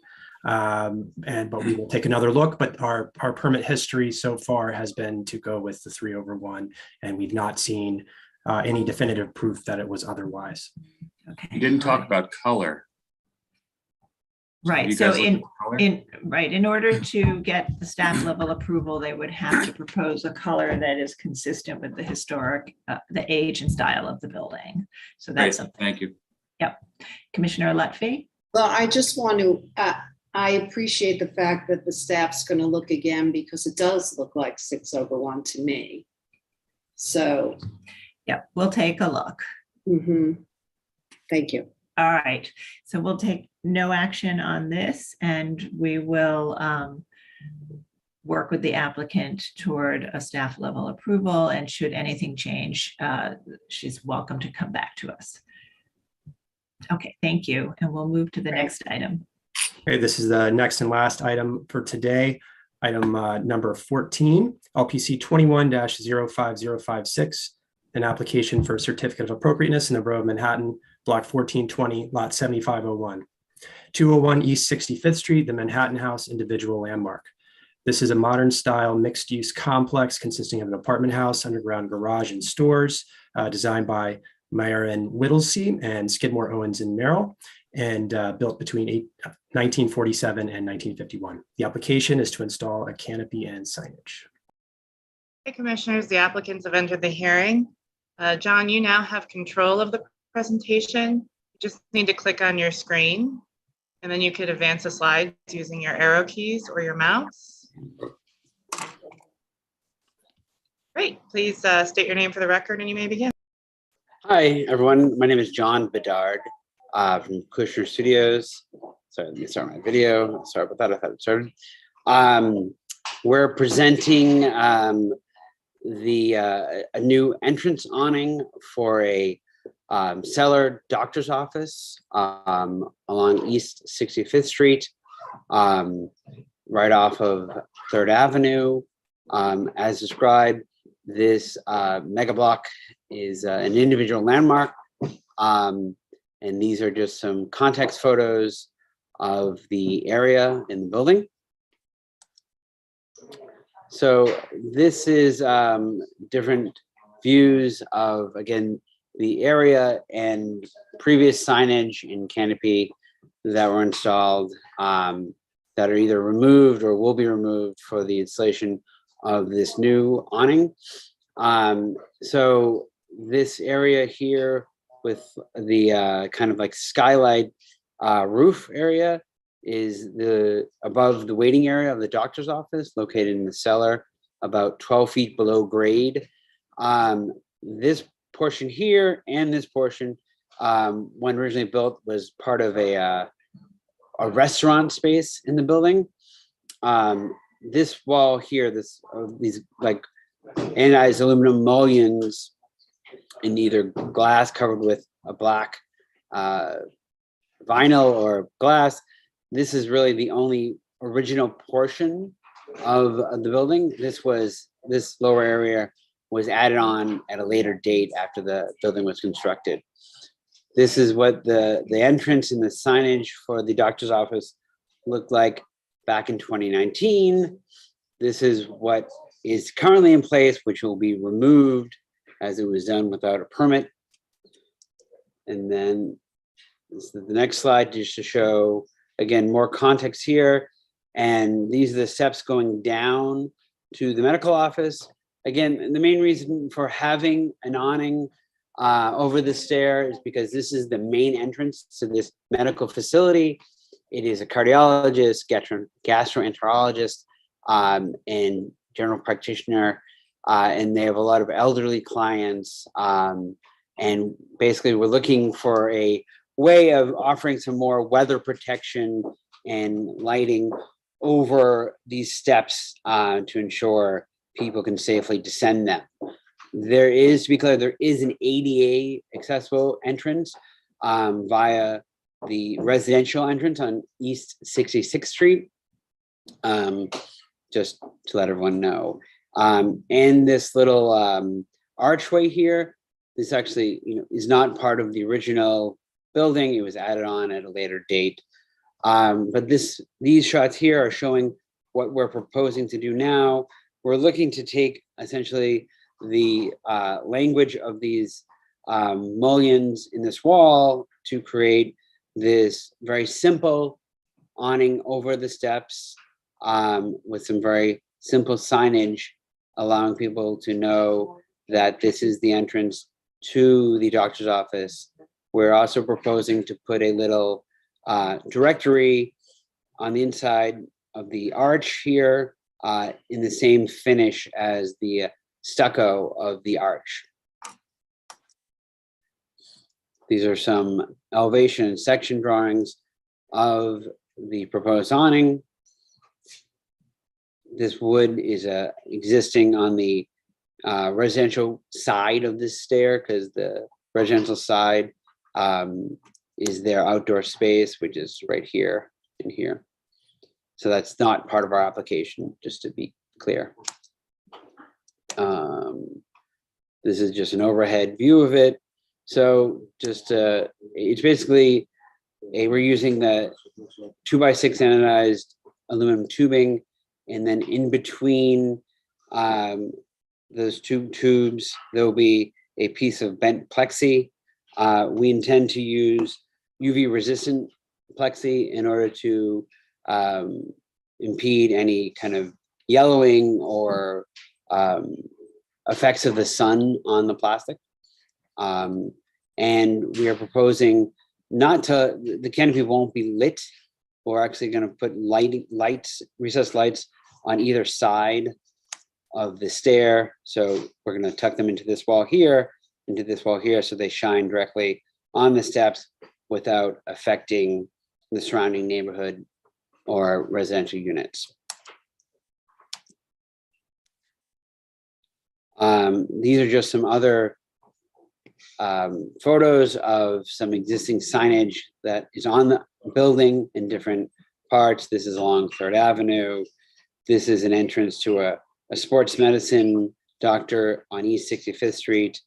This is the parking garage entrance closer to 2nd Avenue on East 65th Street. And then this and photos 4 and 6 are along 2nd Avenue. I believe that's the end of our presentation. So I would open the floor back to you. Thank you very much. All right, commissioners, do we have any questions? All right, not seeing any questions at this time. We'll see if there's public testimony. I will turn it over to Sonia Gior to take us through the testimony. If you're in the meeting and would like to speak, please raise your hand so she can identify you. Thank you. So we do have one sign up, and it's Laura Variale from Friends of the Upper East Side. So I will be unmuting you now, or promoting you to panelist. All right, I see that you are in the meeting. If you could please unmute your line and state your name for the record, you'll have 3 minutes to speak. Thank you. This is Laura Variale representing Friends of the Upper East Side Historic Districts. While the Upper East Side is best known for its 19th and early 20th century historic buildings, the neighborhood also boasts a surprisingly large number of outstanding modern structures. Friends has been a longtime advocate for the preservation of Manhattan House, a remarkable example of European modernism aesthetics, and we're grateful to see received individual landmark status in 2007. Friends Preservation Committee does not condone the work done without the proper review and approval process, and we appreciate the applicant listening to the community feedback and altering the proposal significantly. The existing canopy, built without LPC permits, is jarring. Its design and bright colors are completely inappropriate to a building of stylistic and historic significance such as this. The East 65th entrance, as well as the covered lower level, are a result of alterations done prior to designation, creating an ad hoc appearance. We acknowledge the aesthetic improvement of the minimalistic proposal when compared to the illegal canopy.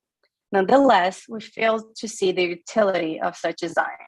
If the intent of this project is to provide protection from the element, the horizontal design of this canopy is virtually useless. Friends believes the applicant should invest more time in finding comparable conditions and possibly thinking outside the box while coming up with a solution that is more in keeping with this building's style and respectful of its landmark status. Thank you. Thank you. So we do not have any other signups, and I do not see any hands raised.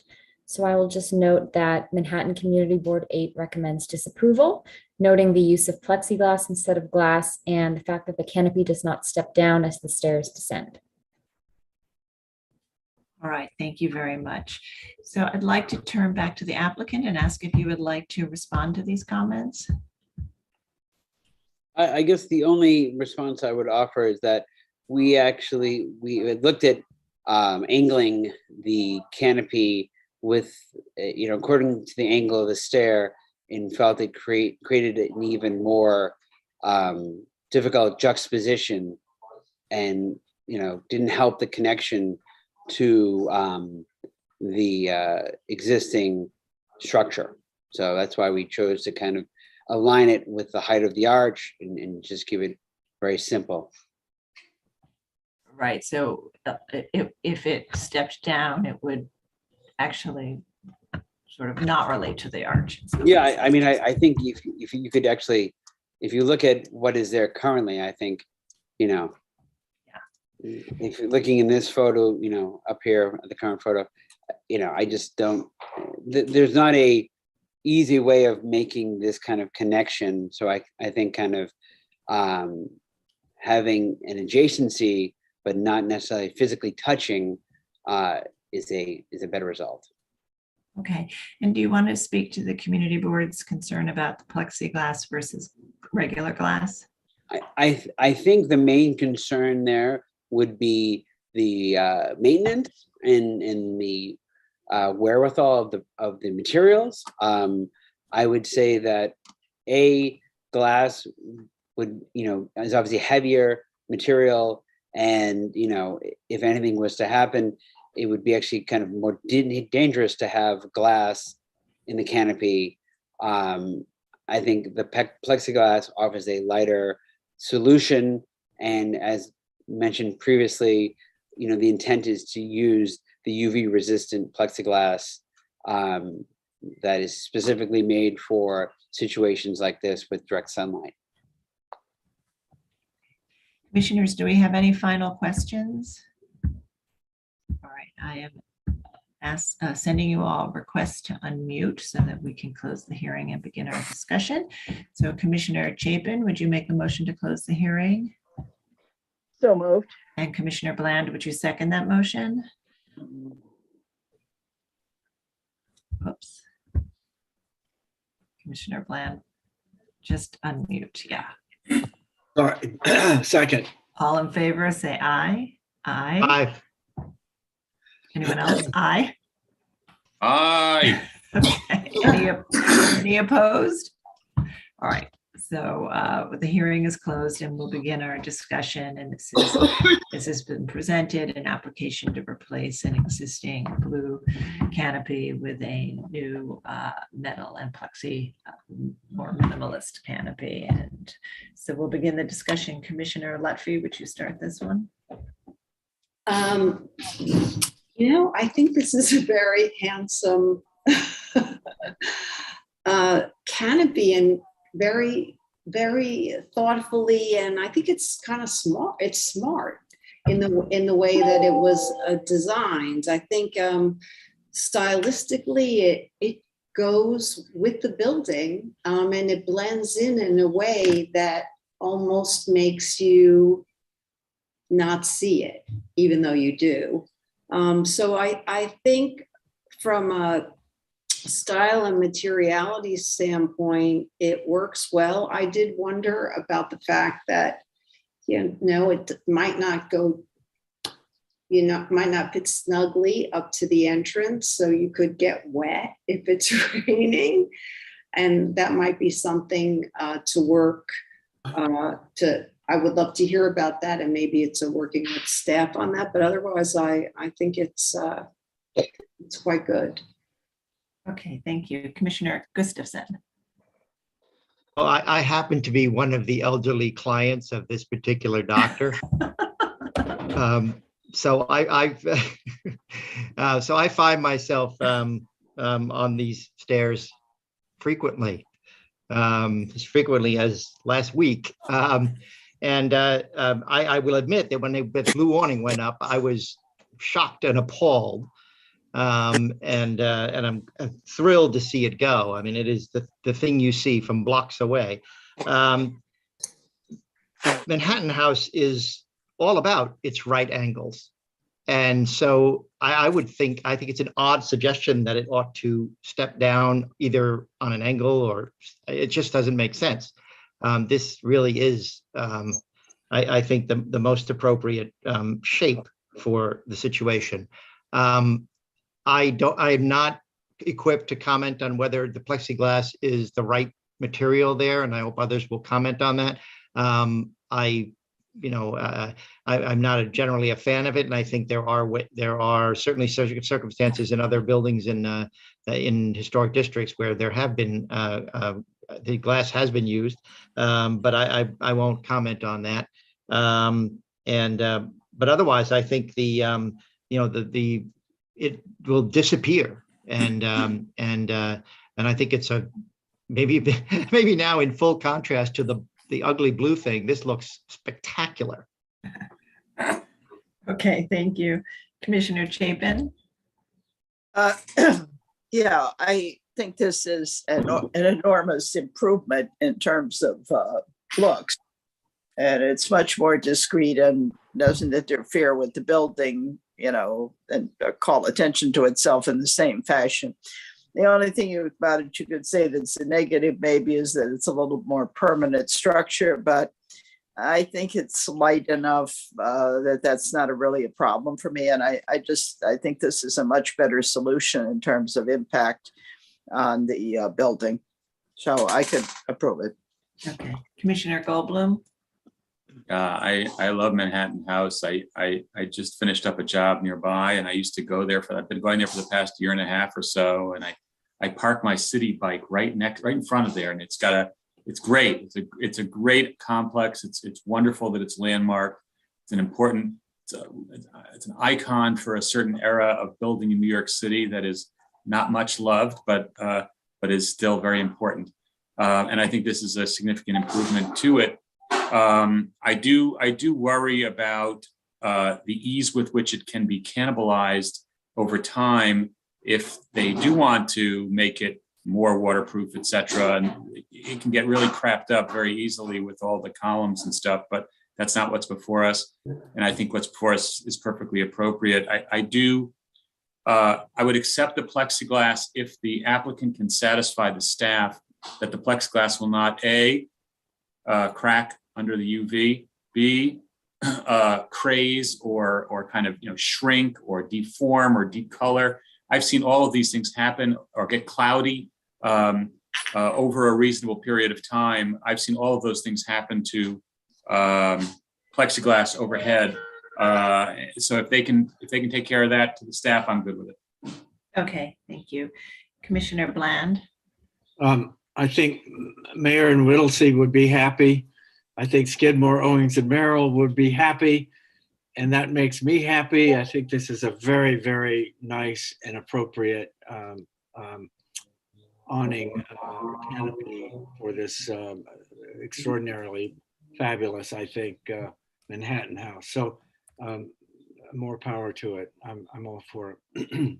Okay, great. So I think this is one where we can go ahead and move to approve it today, but we will ask them to work with the staff to confirm the longevity and durability of the plexiglass and ultimately make the final determination on that material. So Commissioner Lutfi, would you be comfortable making that motion? Yeah. Yes. In the matter of LPC 21-05056, 201 East 65th Street, Manhattan House, individual landmark, a modern style mixed-use complex consisting of an apartment house, underground garage, and stores designed by Mayor and Whittlesey and Skidmore, Owings and Merrill, and built in 1947 and 1951. The application is to install a canopy and signage. I recommend approval, finding that the proposed installation will not damage or obscure any significant architectural features, that the proposed canopy will be installed at a secondary entrance over stairs leading to a basement level medical facility within a defined courtyard separated from the street by a wall and arch, will be freestanding and unattached to the building and is reversible in nature, that the proposed canopy is well scaled to the courtyard, simple in design and of a form and materials in keeping with the age and style of the landmark, and will not call undue attention to itself, that the metal posts, flat glazed roof, neutral gray finish will harmonize with the granite block wall and metal and glass window assembly at the secondary east-facing facade, that the dark gray lettering medical offices of Manhattan will be well integrated into the fascia, and the medical directory plaque will fit neatly within the entry arch, and that the presence of the canopy and signage at this location will not detract from the significant architectural features of the individual landmark. I recommend that the applicant work closely with staff to ensure the longevity and the durability of the plexiglass.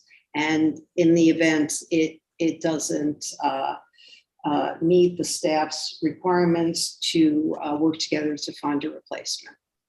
Thank you. And Commissioner Gustafson, would you second that motion? Second. All right, Mark, will you call the vote? Chair Carroll, Aye. Commissioner Bland, Aye. Commissioner Chapin, Aye. Commissioner Goldblum, Aye. Commissioner Gustafson, Aye. Commissioner Lutfi. Aye.